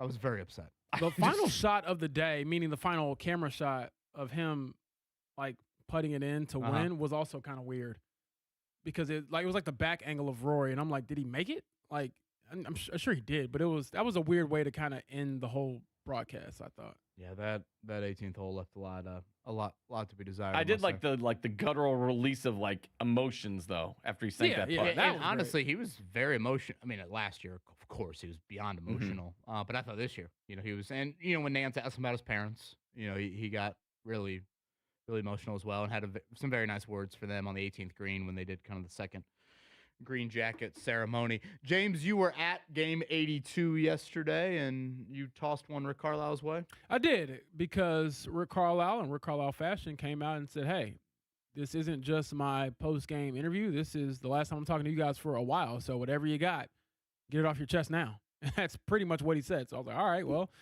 this might be a while before we talk to you about the lottery, so let's have at it. So I threw a question at him, just asking more or less, how could a top 4 pick help you, if you get it, build towards the future? That's obvious, but we don't control that. And, if it doesn't happen, there's a contingency plan to build the team up too. So we're going to view it as a win-win situation. We got Zubats here, who's going to be a terrific player for us. And if it turns out we don't get one of the 4 picks, then we fulfilled a pretty significant part of of what we owe the Clippers, and we've gotten a center, and we probably have the ability to go get some other veterans. We'll have to see, and that's really a KP question. But that's my understanding of it, and it's a win-win thing, and that's how we got to look at it. Kevin Pritchard, of course, who he's referencing there from a KP standpoint. Did I hear veterans plural? Should I? You did hear veterans plural. I don't want to make too much of it, but no. But I thought it was interesting because I think he is viewing it in a sense of, and it's the correct view, this isn't a guarantee. So we have to be prepared for the worst case scenario as well as the best case scenario. And I was just curious to see where he stood. But the veterans part kind of stood out to me because in my mind, I'm like, okay, does that mean you potentially package something else together to go get a veteran? Does that mean free agency? What does that look like in practice? Now, all of that's hypothetical because we don't know where the ping pong balls will land just yet. But I thought that was a tidbit that made my ears perk up a little bit, Kevin. Again, we got into this a little bit late last week. Okay, what could the Pacers do? Is it just purely a short-term or long-term debate with how you approach the top 4 pick, assuming you get that? I brought up, what if you had the 3rd or 4th overall pick, and what if you traded back? is there a Darius Acuff type team that says, I view him in the top 4. We currently are sitting at 7 or 8. We'll trade up. Therefore, if you're the Pacers, you could probably get a pretty quality veteran. I think if you're moving from 8 to 4 in a draft, I think you could get a definite rotational piece. And then at the same time, you obviously would be drafting some sort of young player at 7 or 8 that could help your pipeline and, could maybe be a part of this second window, second era, if you will, with Tyrese Halliburton. But, Alex Golden will join us in 10 to talk a little bit more about that. And I guess timeline-wise, James, they will find out on May 10th whether or not they're keeping their pick or not. The draft is what? June 20-something or other? And free agency starts the week after that. So you'll have time, a solid month and a half or so to sit there and kind of sift through, what that looks like. But one thing I do, when I hear those comments from Rick Carlisle there, if indeed they don't get the pick and they have to trade some future picks for veterans, you're dipping your toes into luxury tax this franchise hasn't seen in maybe forever. Yeah. And that might be the price you literally have to pay to make sure that you're giving yourself the best chance to win immediately. And from everything that I've heard, and this isn't something that's groundbreaking news here, and you all have heard the same things, they believe they will be right back in contention next season. Now, what that looks like specifically could change a lot between now and then, but this isn't one of those things where you view it as a typical lottery picking team. The Pacers are in a unique place where I would honestly call this a gap year. Now, it wasn't designed to be that way, given the fact that all of the injuries outside of Tyrese Halliburton kind of piled up on him. But yeah, this is a team with very high expectations. And I would argue, Kevin, that if Tyrese were healthy this year and the rest of the crew were healthy this year, they would have been right back in the mix again. So that is the standard they've kind of set for themselves.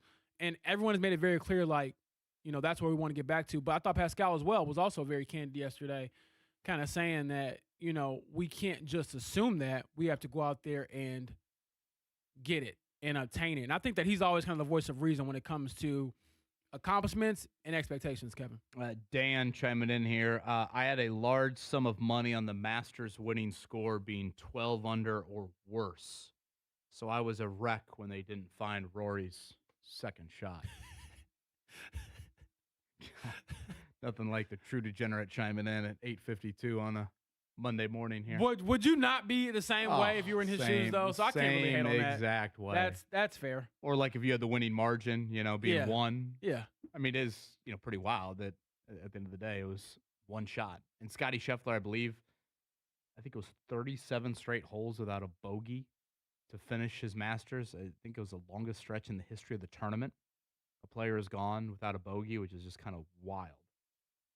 And boy, I mean, there is part of me that thought to myself, oh boy, what could a playoff look like here between one and 2 in the world? That would have been very appointment television. They weren't flashing the Masters up on the Jumbotron, were they? No, it was very much all about the Pacers, although, again, it was certainly on the screen for a lot of us. Mark Brandon here. Have we talked about the crime of Mark's brother's wedding being on Labor Day weekend during college football season? Not to stir up any family drama there, Mark, but thoughts? Well, I can tell he's not a college football fan, so I don't think he took any thought into that. Also, it's the Thursday, Friday before Labor Day weekend, so it's not on Saturday or anything like that. It's a long weekend situation. Oh, okay. Actually, a little bit strategic there. That is. Now, yesterday, Max Bowen, a birthday party, 3:00. Thanks for the invite. Well, not his own birthday party. He attended. Mark? A birthday party. Yeah, nothing like Mine that. lost in the mail again. Yeah. Hey guys, you care if I invite the Dyketons? Great family. They would love to join in on the party here. No, not Max Bones, a friend of his at school. Shout out to Grant. Happy birthday to Grant. But anyways, 3:00, and the wife gives me the very sympathetic as I walk in there. Like, sorry about the birthday party happening during the Masters. Yeah. What does she chime in with? She goes, my dad told me the year that she got married on Masters Sunday. Oh. And her dad had tickets. Oh, what? Yeah. Wait, who was this? The birthday party that we were at. Oh my gosh! Yesterday. Yeah. What? Dad wins the lottery. Same year, same day as daughter getting married. What year There was is that? no way. Who won? There is no way. I feel like that. that's the worst karma in the world. Can you know how hard it is when the Masters lottery? I mean, yes, it's a once in a lifetime it's thing. like, yeah, literally. literally. Like, I mean, I've tried to win the lottery every year, and I've never Oh, won it. I would have told my daughter, you can get married again. renew your vows or something. I thought she was punking me when I said that. I'm like, That's well, crazy. I'll be home for the back nine. So it was a lovely birthday party. Can't imagine the fathers like Oh, sitting there on boy. that Sunday. It's like, it's the happiest day of her life, not so much mine necessarily. It could be sitting in Augusta right you now. You can't get married at Augusta National.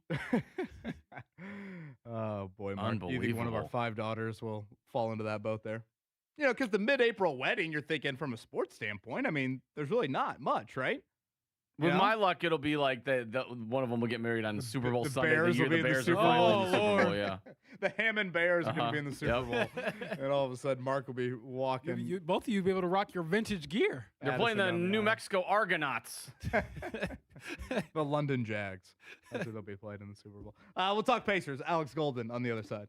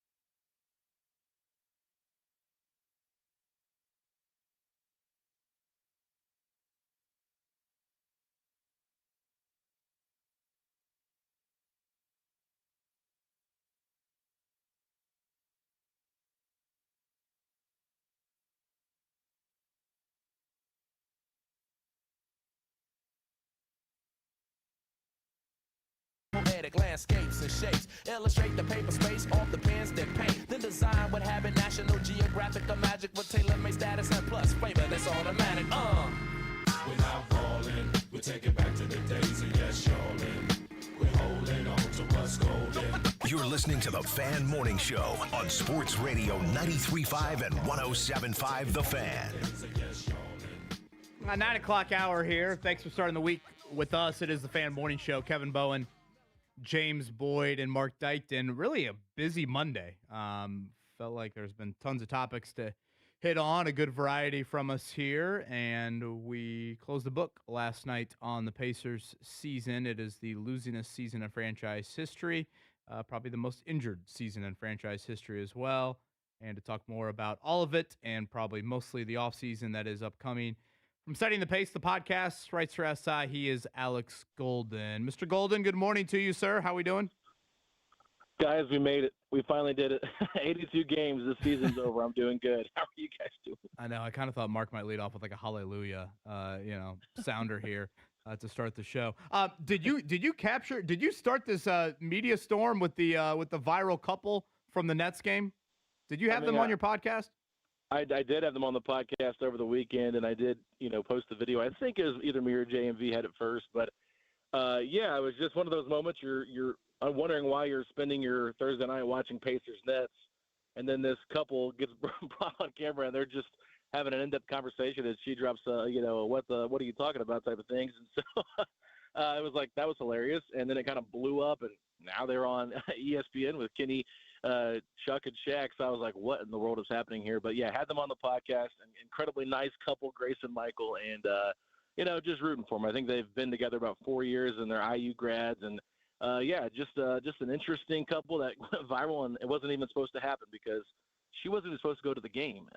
His friend canceled last second, so just crazy how this all blew up. Did I see correctly? Shaq offered to buy an engagement ring if Michael proposed on the spot. Did I see that correct? I believe so, and she quickly said, "I did not sign up for this." Well, Alex did the same thing on his I feel podcast. Like you just got to do that. Well, exactly. Yeah. Diamonds Direct sponsoring the Alex Golden podcast. I feel like, not to get too into the weeds here, personal life, but like if someone offered that, don't you just have to do it? Yeah, even if you sell the ring, right? Sure. make the money. They're living in New York. I'm sure they could pay months rent for a couple of months there in New York. But yeah, no, it's one of those things where it's you could tell he did not know how to respond to that question, which I don't know how I would have responded. I was going to say, do many men know how to respond to that sort of question? No. But was the answer. That was what I found most hilarious about that clip was not just her dropping like the F-bomb and doing the whole "what are you talking about" thing, was him like quickly agreeing that, yeah, maybe whatever I was saying was not up to par. Because he was kind of like, yeah, I can see where you're coming from. And they just moved on. So that was pretty funny. But getting back to the actual game yesterday, and really just the end of the season, Alex, top 3 worst record in the NBA, which gives you the best chance to land a top 4 pick. We had a chance to talk to Rick Carlisle about it last night a little bit. Just what are your initial thoughts on the possibility of adding a top 4 pick to this team, knowing that unlike other lottery teams, they're expecting to be right back in contention next year? What's really interesting is when you just read about this draft class, every draft analyst is just oohing and awing about how talented this class is. And I think that's what kind of makes it exciting. The Pacers, nobody expected them to be in this position after last season when they went to the finals, right? So getting an opportunity to get this pick is pretty insane. And you look at the top 3 of this class, a lot of people are saying that they would be number 1 in a draft class where they're by themselves in the draft. So a lot of really good talent. And, we look at this team right now as currently constructed. Siakam's got 2 more years on his deal, same for Zubats and things like that. So it feels like there's like this 2-year window here to kind of, go all in for a championship.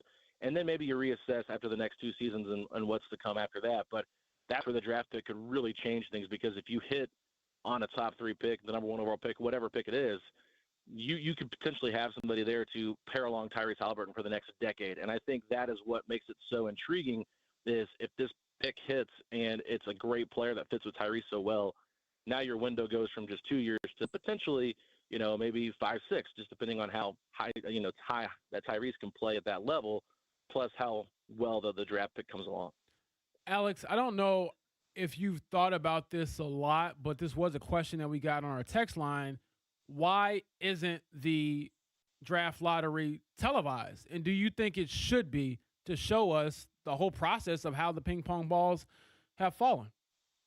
I think it would be pretty entertaining TV. I know they like to do the whole dramatic thing where they unveil the envelope of who got what pick. But I do think it'd be really interesting if you knew all the number combinations your team could get. It would be funny to kind of see like a broadcast say, okay, everybody, like this was the first two numbers drawn. Here's who's possible could get number one pick. I think it would be, they could really do something with it, but I guess I kind of understand why they don't want to do that. They still record it, right, and post it later on their YouTube page, I believe it is. But yeah, it would be more entertaining, I think. But they're all about, trying to put a show on for the NBA, and sometimes I don't think they always hit with their decisions. But I would love to see it. All I'm saying is, if they live broadcast those ping pong balls this year, that would be the most watched Pacers game of the season.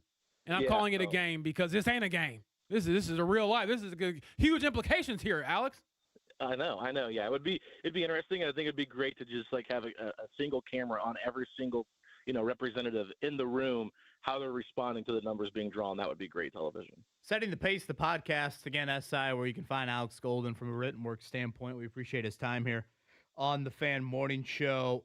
What do you make of Rick Carlisle's comments in regards to the top 4 pick last night, Alex, about, if we don't get it, whatever, contingency plans in place to maybe acquire a veteran or more than one veteran?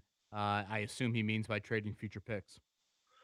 Yeah, I thought, James was a great question there and a great phrasing of it. And I think Rick, it was interesting to kind of hear Rick open up about that, because a lot of times when you ask him about roster moves, he'll deflect it, right? Like when he talked about we're not trading anybody, he said that multiple times to you guys, and then all of a sudden they trade Mathurin for Zubac. So for him to come out and say that on record, I thought that was pretty interesting. But yeah, they'll have a little bit of wiggle room here cap-wise if they don't get a top pick, and they can use almost a mid-level exception to sign somebody to bring them in and still, I think, make moves to get under the first apron. They're probably going to be a tax-paying team regardless, so a new territory for them. But yeah, it kind of shows that they probably still feel like there are some holes on the roster that a draft pick could fulfill, but they also realize that, some veterans could do the same thing potentially, which is, it's interesting because it looks like this offseason could be pretty quiet based on what who the free agents are and things are like that. But we've seen this Pacer team make trades, and I think there are just some, spots on the roster they could, tighten up some of those loose ends and, find a veteran, maybe a veteran to kind of be a scorer off the bench, what you lost in Benedict Mathurin. So I don't know who Rick is referring to or, what possible names could be out there that make a lot of sense for Indiana at this point. But I think that they're trying to win, and I think that was more so his message. Hey, we're trying to win now, and we'll do whatever it takes to get the best players on this team. Let's say they get the second overall pick, and if I had to say that pick would go to a short-term fix, more of a long-term fix, or you would trade back but stay within the top 10, you would lean towards what, I guess, avenue there?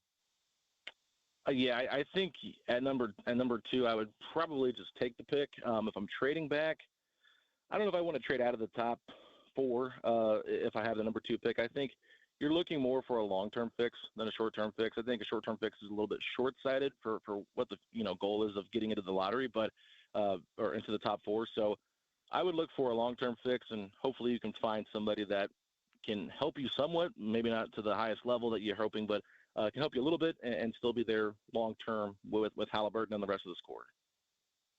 Alex, last one from me. We were talking about this, I want to say, a couple times every few weeks here, and this is the Kevin Bowen question. What have we learned about the Pacers this year? When you look at maybe 2 or 3 things, not draft-related, but like player-related, team-related, what stands out to you? Yeah, I mean, I think this season it just kind of speaks to like how great of a professional athlete, Pascal Siakam is. The level of intensity he played with every night, despite who was on the court with him, it's just dude's a competitor, and I think that was probably the most noticeable. I think we really learned more about Nembhard as the season went along. He got more comfortable in that role as a point guard, and I think that can really help when Tyrese comes back. For Nesmith, this is not me picking on Nesmith, but I think we realized this is a guy that really benefits from the system the Pacers play with Tyrese Halliburton more than just being a guy that can go out there and get you buckets when you need him. It's just not his game. So I think that was one thing, for him specifically.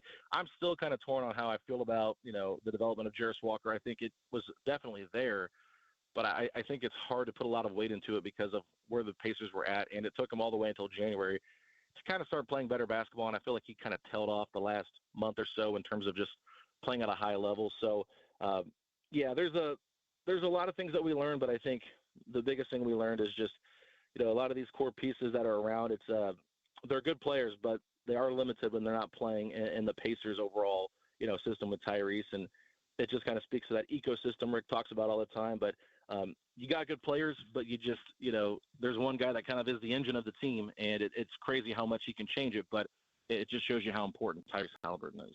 Last one, non-Zubats division, a Pacer that wasn't on the team to start the season that you could see being a fringe rotational player next year. Oh, so they're on the team now? Is that what you're saying? Yeah, so I guess I'm asking like the Micah Potters, Jalen Slausens, Ethan Thompsons of the world. I'm sure I'm forgetting some others here. The hell, there's a million of them at this point. Yeah, good question. I know a lot of fans are, enamored with Micah Potter. I am not in that same boat. I mean, shot the ball well. Really a talented offensive big. But defensively, there's a lot to be desired there, in my personal opinion. I think they could upgrade at the backup center spot behind Zubats and, let that center, whoever they bring in, plus Jay Huff kind of battle it out. I honestly think out of all the two-way guys, Jalen Slauson might have been the most impressive.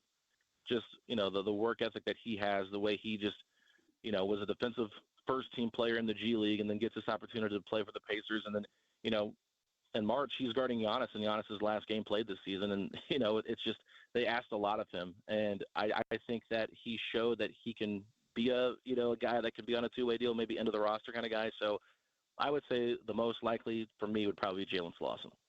Mark, if you're proposing in the next 12 months, you have to say yes to that, right? Have to. You have to. They're not going cheap on there. And even if you're only 70% sure she's the one, you still got to say yes. Yeah. At the very least, look up the pawn shops in towns. They're like, well, I have a fail-safe. Can you imagine the New York City pawn shops? Oh, yeah. Yeah, I will say, just from talking with them, I talked with them probably 30 minutes before we actually did the podcast interview, and then we did another 33 minutes on air. So, I for an hour conversation, the vibes I got from them is, they are very, she didn't really want to do any of this stuff. She was like, he's a big Pacer fan. He wants to talk hoops. That's why I'm agreeing to some of this stuff. Some of the people that reached out, she was like, no, we're not doing that. So there was a lot of people that, tried to get them on and they said no to. But the basketball stuff was what kind of interested them in terms of when they wanted to talk. So honestly, I think if he would have proposed on the spot, she probably would have just went with it and they could have dealt with it later. But yeah, I agree. It's just it's such a tough spot to be in when you're just put on the spot like that. And it's, it's not just anybody asking you. It's not like me asking you. It's Shaquille O'Neal asking you. So if he would have proposed, she would have doubled down and said, what the blank are you talking about again? That is definitely true. He's like, well, I just want to talk second apron with you, babe. Luxury tax time. Yeah, I mean, obviously, they've had some great experiences too. They were at the national championship game for Indiana Miami for the IU football championship. Are they from Indiana? I believe he is. I don't believe she is, but they went to IU together. So Gotcha. That's where they met. And one of the things he said too was he was very expressive with how he was talking because he grew up and his parents are both deaf. So I thought that was an interesting thing, because you see him being very expressive with his responses, and she's just kind of sitting there eye rolling a little bit and things like that. But she's literally that's how we talk all the time. And so I thought it was great. I mean, and some people are saying that it's staged, and I'm thinking, what would this be staged for? Why would this be staged? So you mean to tell me that a viral moment wasn't planted for a Pacers game in the middle of the worst season in franchise history? Are you kidding me, Alex? Yeah, against one of the other worst teams in the league. Yeah, I mean, come on now. With 19 players ruled out for the game. Oh, don't fall for the propaganda. No, that's so ridiculous. We will always have the Micah Potter gender reveal, the viral moment with the Nets, and Jay Huff playing 82 games. That's how this Pacers season will be remembered. Alex, great stuff, man. I know it was a grind for you and covering it all. And honestly, for a lot of Pacers fans, I guess the real season is just beginning. So I'm sure we'll have you on a couple more times here between now and the draft. Absolutely, guys. Thanks for the opportunity and keep up the great work. The father of Fletcher, Alex Golden, right there on the Payless Liquors hotline. Outstanding. I could see Matty Bone and I having that same conversation, to be totally honest with you. I think that's why it probably went as viral as it did, because there's probably been a few times in your life where the significant other says that, but you're just not caught on camera for millions to see.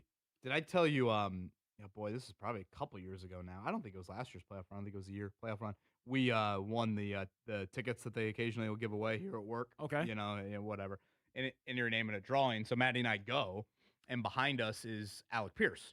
Oh, nice. And Maddie's like, oh, gosh, I'm such a big fan. I'm like, you think, would you be mad if I got a selfie? I'm like, no, not at all. Go ahead. So, sure enough, timeout, she gets a selfie. Who's sitting next to Alec Pierce? And, of course, just no regard for who the other player is. Josh Downs. So here's Maddie going for the one-on-one selfie, her leaning back in the row with Alec Pierce, and Josh Downs is, like, getting out of the way. And, like, this is probably the point in time where, like, Josh Downs was probably just as good as Alec Pierce. Yeah. It was, like, one of those, whatever, year one of Downs. He had that really good year. Pierce, you're kind of still waiting for it. I'm like, Mads, what are you doing? Yeah, can you get the other one? And she's like, wait, who was that? Josh Downs. So now every time Josh Downs like makes a play, I feel like she kind of has a little bit of a sympathetic feel. Who was the IndyCar driver she mistakenly identified before? Oh, yeah. It was. She didn't do it in person to the guy, did she? No, yes, she did. She did, straight to his face. It was, she called Scott Dixon Will Power. Was that right? I wasn't there. I don't know. I think that's what it was. And I think Emma Dixon was right there. Oh, man. And she started dying laughing. Okay, that's good. Yeah. Okay. As long as they don't get, like, mad about it. Uh-huh. Okay. Oh, this is awkward. Well, you know what else is awkward, Mark? I was thinking about this the other day. Next week we got the Kevin Bowen burger coming out from Cluster Truck. So it was over there a couple weeks ago with Connor Daly. Connor Daly's got a burger as well coming out. And so Connor and I were just chatting off to the side as we were getting ready for the shoot. And I told him the story of, remember when we had Christian Rasmussen on? Yeah. And we thought it was Christian Lundgaard? So here we are, like, opening up for the segment. We've got all this great stuff. Here's the big intro, blah, blah, blah. And it's met with, oh, I'm the other Christian. Yeah. That was fun. And Ed Carpenter was listening in his car. It was a shining moment in my radio career. P1 listener Ed Carpenter's texting me just all those crying. Fielding a million emails during the month of May and just got the names mixed up. I was like, well, I'm an idiot. By the way, I still think we're trying to fill out the field here of 33. Sounds like a little bit. Two available? Yeah, and how about no Robert Schwartzman, who was great with us last year at Carb Day, the pole sitter from last year, not in the field, it looks like. No Colton Herta either. Right. Kind of a wild storyline here as we enter the month of May. All right, plenty to get to on this check down. Let's do it. The Morning Checkdown on 93.5 and 107.5 The Fan. The chance of Rory for the second straight year on hole 72. Once CBS finally found where the hell his frickin' ball went on the 72nd hole, it was Rory McIlroy using all of that two-shot lead as he wins his second straight Masters. Jack Nicklaus, Tiger Woods, Nick Faldo, Rory McIlroy, the only four that have won the Masters in back-to-back years. And you guys are good with my idea. If you win it back-to-back, you get to decide who puts the green jacket on you the second year. Yes. Yeah, I like that. I think it would have been very cool to have Rory have his mom or dad put the jacket on him. The fewest fairways hit of any Masters winner. Masters Sunday will probably be remembered for his shot on number 12, the par 3, the closest shot of the day. I believe only 3 birdies all day long. I thought the drive on 13 that followed that beautiful high draw, and then I thought the lag putt on 16 were also some pretty critical moments for Rory. Your favorite moment from Masters Week, Mark Dykman, was what? Probably, boy, I don't know. Because I was every time I saw Bryson just struggling, I was just like, I could hear a cackling Kevin Bowen from miles away. Just like that. Oh, man. 18 was awesome on Friday. When he thought he was getting it out of the bunker and it hit like the top of the bunker and came back. Oh, my gosh. No, I think Scheffler's run late was very cool because that kind of Cameron Young was fading and you're like, oh boy, Rory's really got quite the lead starting to build up here. And then all of a sudden Scheffler started turning it on late and you're like, oh man, here we go. Drama is building. So I like that. Yeah, I think you made a pretty good analogy earlier of like if that tournament was 74, 75 holes, we could be looking at a different animal there. It seemed like Scotty was charging and Rory was gripping that steering wheel. I mean, even like the chip on 17 that Rory had to get up and down as well. So Maybe one more hole of drama, but still pretty good Masters Sunday. Rory coming back from multiple down on the front nine. Pacers season ends yesterday. We just chatted about it. 19 wins. James Boyd, the fieldhouse was rocking when they cut it to 6 there late. Yeah, got a couple defense. Boom, boom, defense. And I was thinking to myself, I don't know if Tony East and Dustin DePierre can last for an overtime period here. So whatever happens, just get it done in regulation, which they did. So they finished with the worst record in franchise history, only the third time in franchise history that they've had 60 losses in a season. But it could all be worth it if they get a top 4 pick, and they have the best chance to do so. Again, lottery coming up Mother's Day Sunday. That will be the next big date here for the Pacers with a draft. I don't think they've announced the date of the NBA draft yet. Typically, it's late June. Have you ever had the mom pray for your team? Because this is a true statement. I haven't done this. My cousin, Mark, is like a diehard Bears fan. And he knows that my grandma is like very religious. And so he'll ask her like, hey, when you go to church today, make sure you pray for the Bears. And so are you praying for the Pacers at this point? We had a shout out to Corey Zadonis, great teammate of mine back in high school. His mom made voodoo dolls of Avon was our big I didn't know that was a thing. She went voodoo dolls. Oh, boy. And it worked. We won state, and he won state individually. Oh, wow. So maybe I was thinking too small. We might need to make some voodoo dolls here coming up. Oh, are we gonna have to make 13 of them? Are there that many teams in the lottery? Or do you just make one for Adam Silver? That one might. He holds a lot of weight, so that one might actually backfire on us here. I know. JMV is skeptical. I mean, let's be honest. Mark has definitely got a Packers voodoo doll somewhere. Aaron Rodgers? 100%. Aaron Rodgers, yeah. 1,000%. Speaking of drafts, WNBA Use draft. it as a dartboard. Coming up tonight, the Dallas Wings have the first overall pick. The Fever have the 10th overall pick here, so we'll see what they add. Busy weekend for the Fever. Again, busy for everybody in the WNBA right now, trying to cram all this in to get the season started on time. Kelsey Mitchell's back. Lexi Hall is back. Sophie Cunningham is back. Demiris Dantas is back. So, James, a lot of the core, really, Natasha Howard is probably the one notable, I mean, I say consistent player from last season. I mean, at the end of the year, the Fever were playing a ton of people that weren't on the team from last year. But for the most part, they're going to bring back the vast majority. But they've added Monica Billings and Tyasha Harris. Harris, of course, the former Heritage Christian guard. And Billings will add a needed front court player. Yes, she played with Caitlin Clark with Team USA. And I believe she also has experience with Kelsey Mitchell. And I believe, is it Unrivaled or one of the other leagues that's like an offseason league? So she has experience, has some chemistry with those players, and seems to be very self-aware of what she brings to this team. So I'm excited to see her mesh with this group. And, I mean, it seems kind of crazy, but in less than a month, the Fever will begin their season. Indianapolis Indians at home yesterday, winners over the Louisville Bats. They are out in Omaha this week, back home a week from Tuesday. Major League Baseball, the NL. Honestly, the whole league is pretty jumbled. Every team, I think, is between 6 and 10 losses right now. The Dodgers are the one outlier per usual. They've got just 4. The NL Central really jumbled here. What do you got? Phillies this week, Mark? Is that right for your Cubs? Yep, they're up next. I think the Reds are off, and then I think they got the Giants coming up tomorrow. And portal news in college basketball. We're about to enter week 2 from a local standpoint.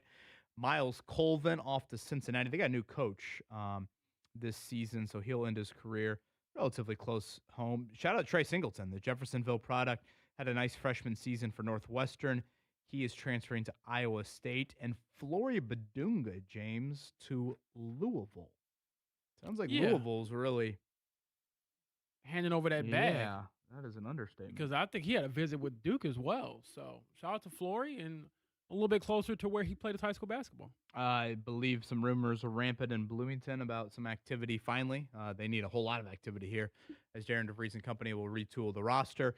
And the announcement that you see it and you're like, wait, is this April Fool's? Is this an onion? How in the world is a high major basketball team announcing that all their scholarship players are coming back and not entering the portal? But that's the case for Purdue, bringing everyone back. They made the announcement late last week. So we'll see if they do some center activity, though, at all in the portal. With Oscar Clough, it sounds like kind of a long shot for him getting a 6th year. So we'll chat a little bit tomorrow about Purdue and their portal hopes. All right. It is the Fan Morning Show right here. Kevin Bowen, James Boyd, and Mark Dykton on 93.5, 107.5, The Fan.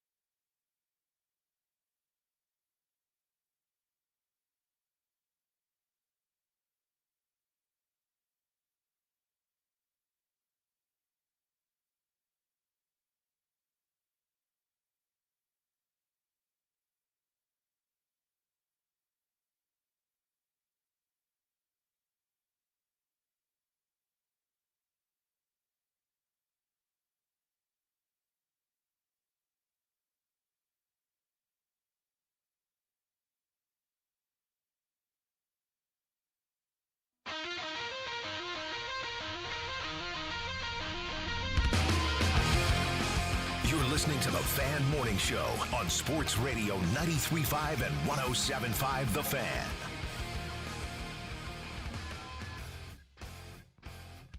A Fan Morning Show here on a Monday. Kevin Bowen, James Boyd, Mark Dykton. Hopefully Jeff will be back with us tomorrow.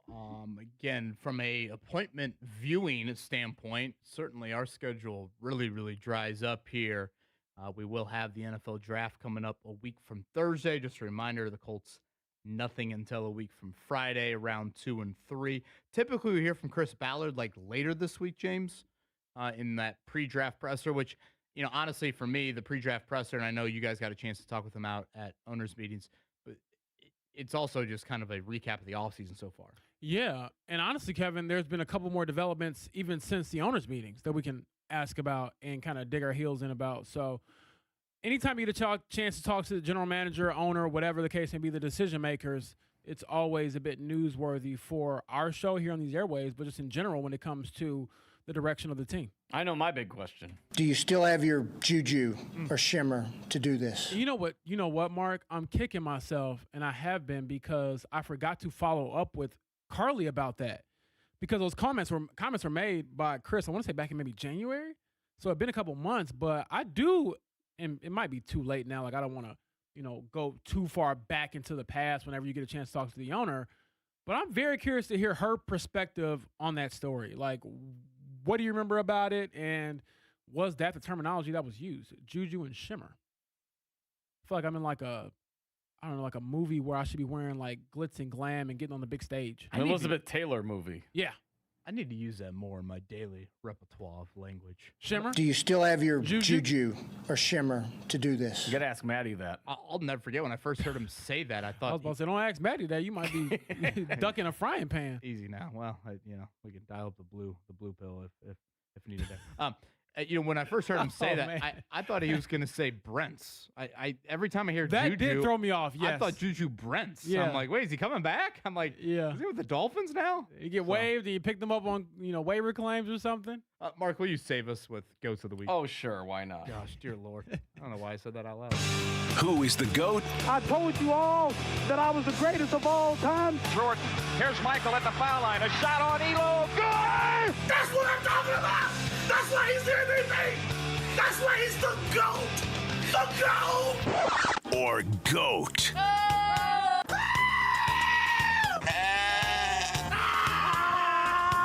This guy sucks. Of the week. Well, I think you guys all know full well where I'll be heading for my negative GOAT of the week. Mark Dykton, why don't you start on a positive light here? Beautiful Monday morning, some nice temps this week. I know we'll be dodging a little bit of rain, but where are you going for your great GOAT of the weekend? I'm going to my Friday night because Ashley and I got a rare date night.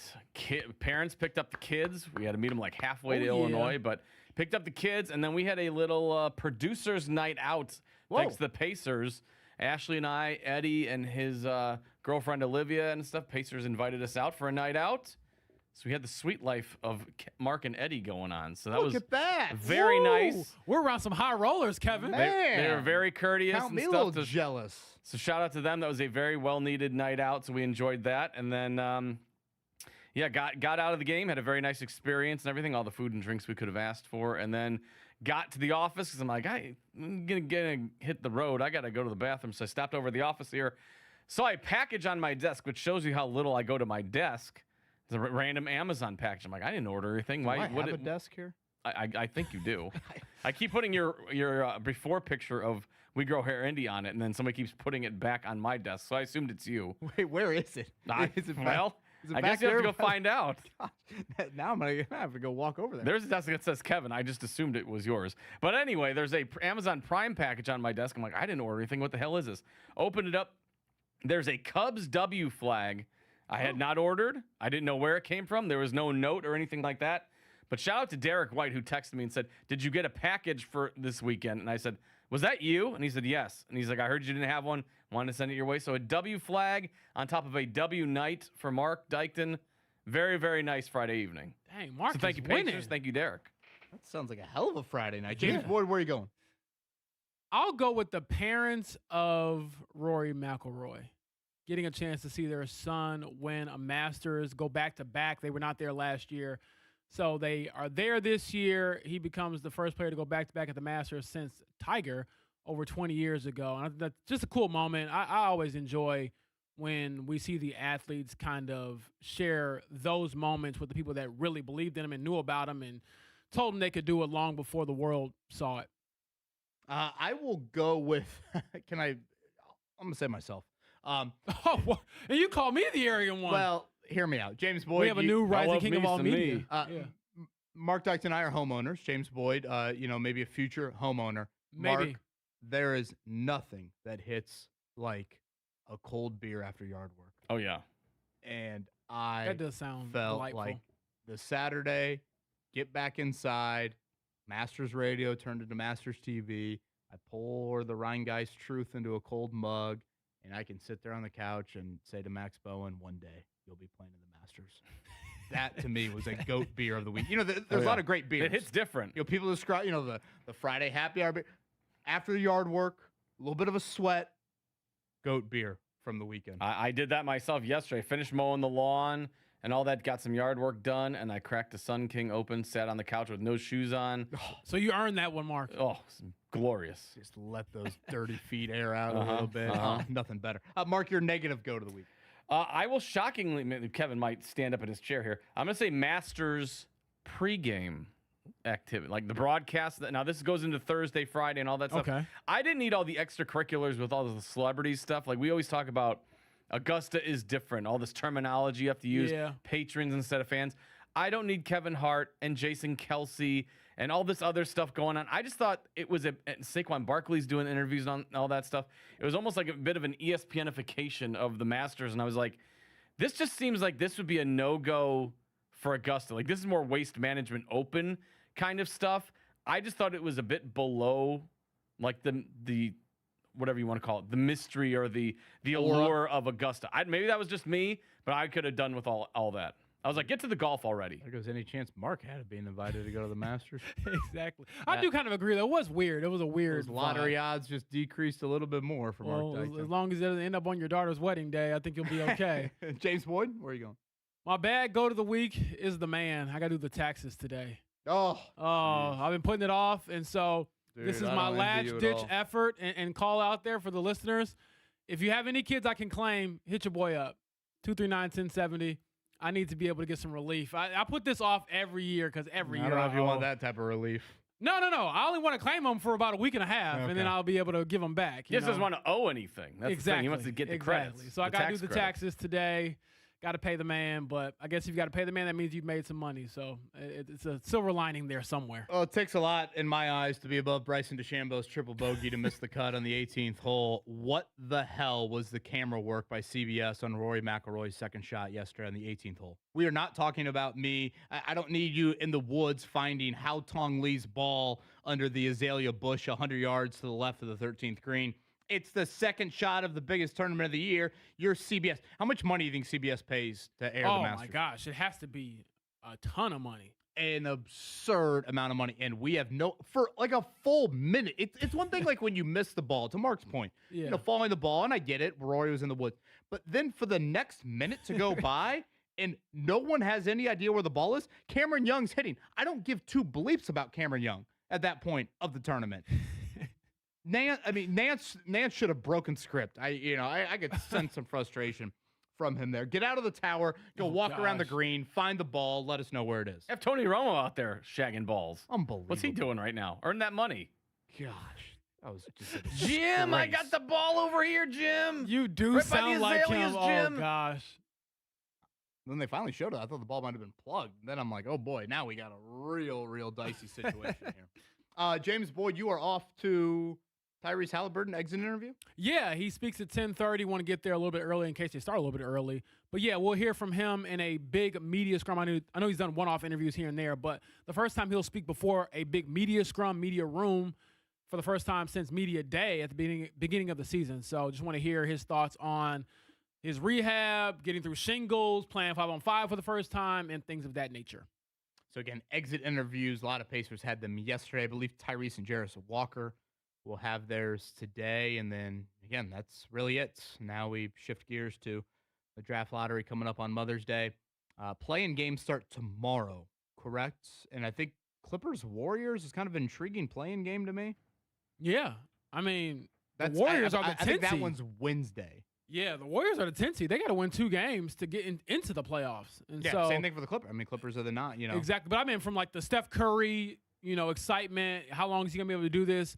I'm loving the Steph Curry do or die moments that will be happening over the next couple of days. I enjoy the change of pace of the Bulls not being in, but the Heat are still in the play-in game like clockwork, the heater in it again. I will say this, another bad go, just throw it out there. The NBA putting a lot of these games on Prime for the playoffs, oh, that irks me. Like, just put it on regular cable and make the game more accessible, man. Like, we shouldn't need the Prime Video app to watch playoff games. I don't like that. Prime tomorrow and Wednesday for the play-in, and then you were saying we're Prime this weekend too? The only game... And the Friday playing games are also all Prime. Yeah, the only game that isn't on Prime, at least on Saturday, for the first round official games, is the Lakers. Go figure. Yeah, that's insane to me. Now, is that all the Saturday games? Because we don't know those opponents yet. No, Saturday's set. Saturday's Raptors, Cavs, Timberwolves, Nuggets, Hawks, Knicks, and then Rockets, Lakers. So 3 of those 4, aside from Rockets, Lakers, are all on Prime. Well, what are we doing? I guess the NFL, didn't we have the game on Peacock? Yeah, but that's one game. That's not 3/4 of your Saturday slate. NFL too, well, the NBA will counter and say when you look at the percentage of the playoffs, it probably adds up to the same, right? Crazy. Yeah, fair enough, but still, I'm annoyed. No, I fully understood. And we await word on the Pacers for next year. You know, will it be more WTHR focus with them picking up a few games? But the tribute video to FanDuel Network finally having their last broadcast was not one that I decided to DVR. It was probably glitched out halfway through as a fitting reminder. It's been my negative go to the week many times before on this Monday morning. Do you think Micah Potter has claimed his child already on their taxes, or would they let me swoop in for a little bit? Baby boy, right? Yeah, like you don't need him just yet. I mean, I need something. Well, Uncle James to the rescue here. Yeah, Uncle JB. Off to Tyrese Halliburton's interview. Mark and I will close it out here. It is the Fan Morning Show on a Monday.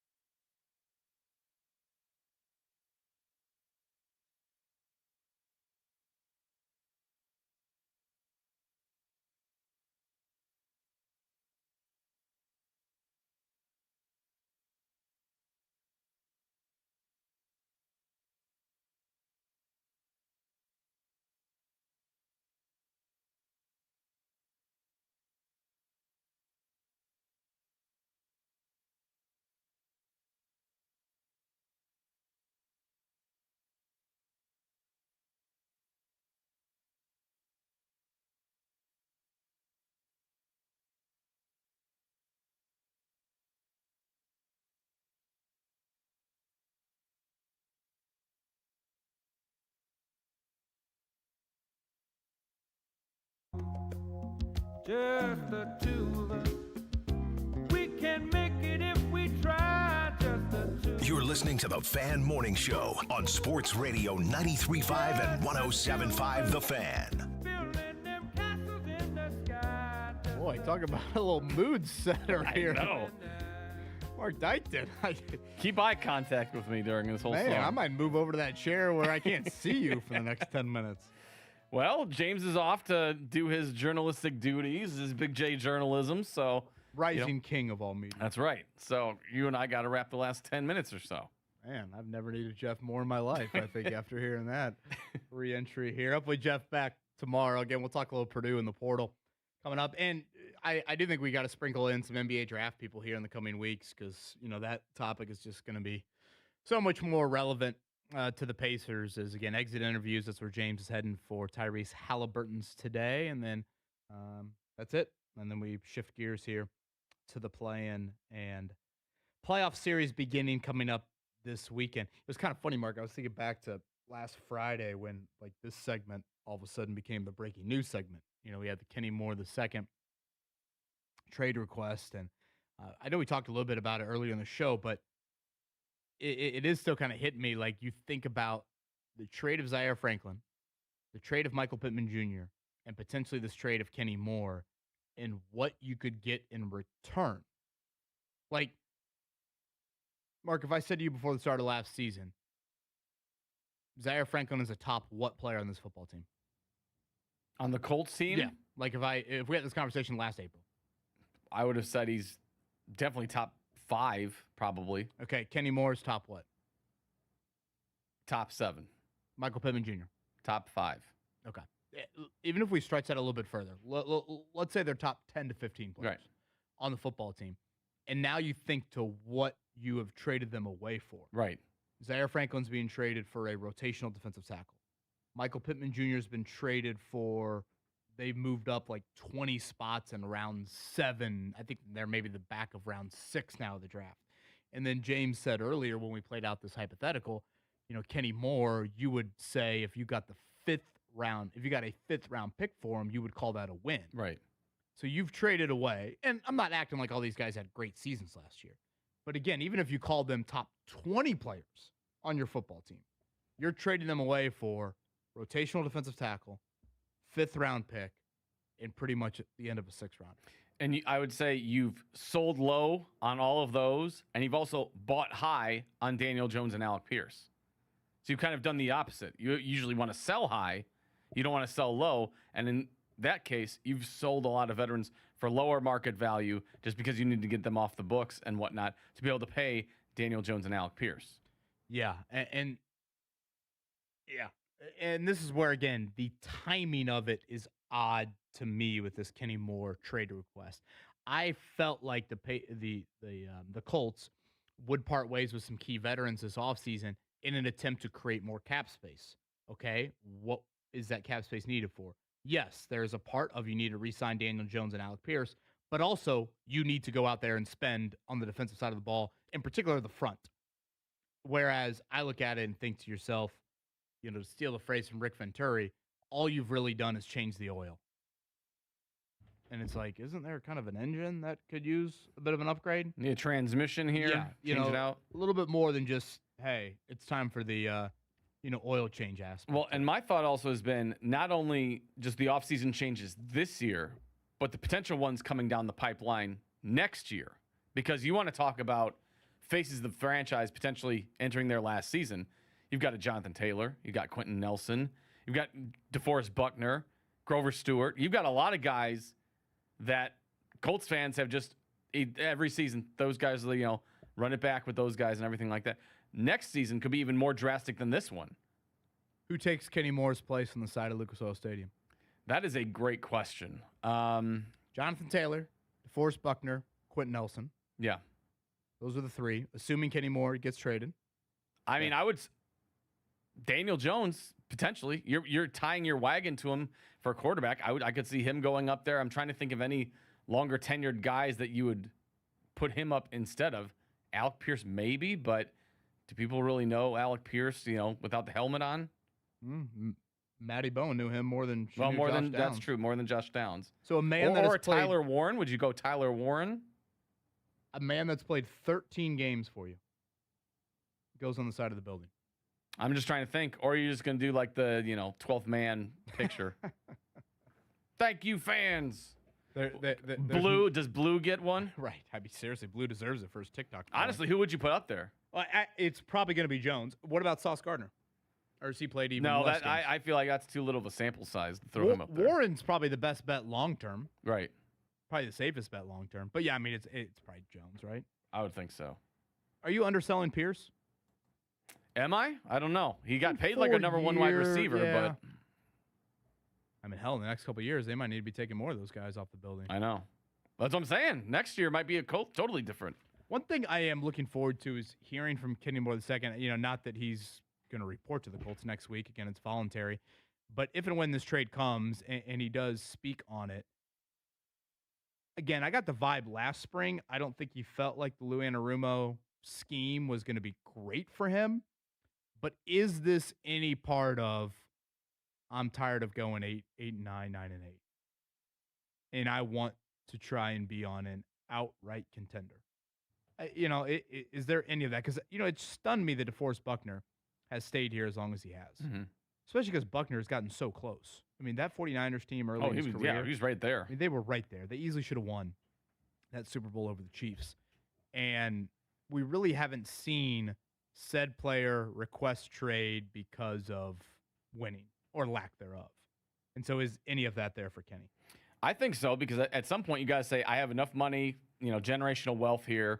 At some point I want to be on the tail end of my career and actually be competing for postseason play. And I'm not doing that here in Indianapolis and whatnot. And it also kind of, when the news broke on Wednesday, kind of was like, well, the message from the front office is that we're running it back because we believe we were close with Daniel Jones. And then you have a side of the building guy like Kenny Moore saying, actually, I'd like to go somewhere where I think I can actually contend for a championship, or at the very least, postseason play.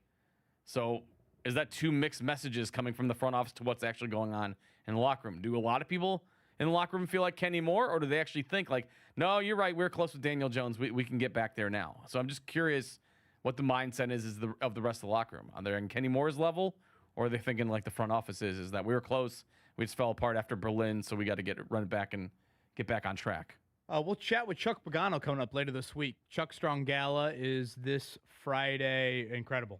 IU Simon Cancer Center and what the Colts and Chuck have done. It's the 14th annual Chuck Strong Gala. They have raised nearly $17 million for cancer research. So, Mark, it's kind of an annual thing. We've chatted with him. Week of the Gala, it's Friday night. So we'll have him on later this week to talk about that. Now, is he still? He's not still with the Ravens, correct? He retired again now. Correct. Okay. Correct. Yep. Done. Or I don't know, done. But I guess we'll ask him that when he joins us coming up here on Thursday. They're still getting him hot about Pascal Siakam like you did a couple of years ago. Oh, I forgot about that. That was great. That's one of those clips that you love to play.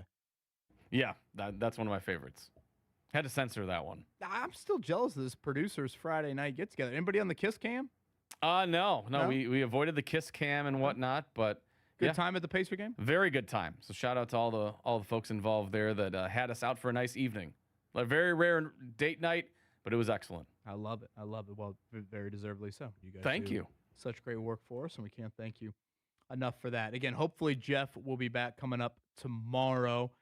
Jake will have you covered from noon to 3, JMV from 3 to 6. Really busy Monday. I kind of let off the show with this, but we had plenty of Colts talk. Again, the WNBA draft is tonight at 7. The Fever pick at 10th overall. Obviously, we closed the book on the Pacers, talked a little about Rory and that Masters win, and Purdue returning everybody from a scholarship standpoint. We'll talk portal with the Boilers coming up tomorrow.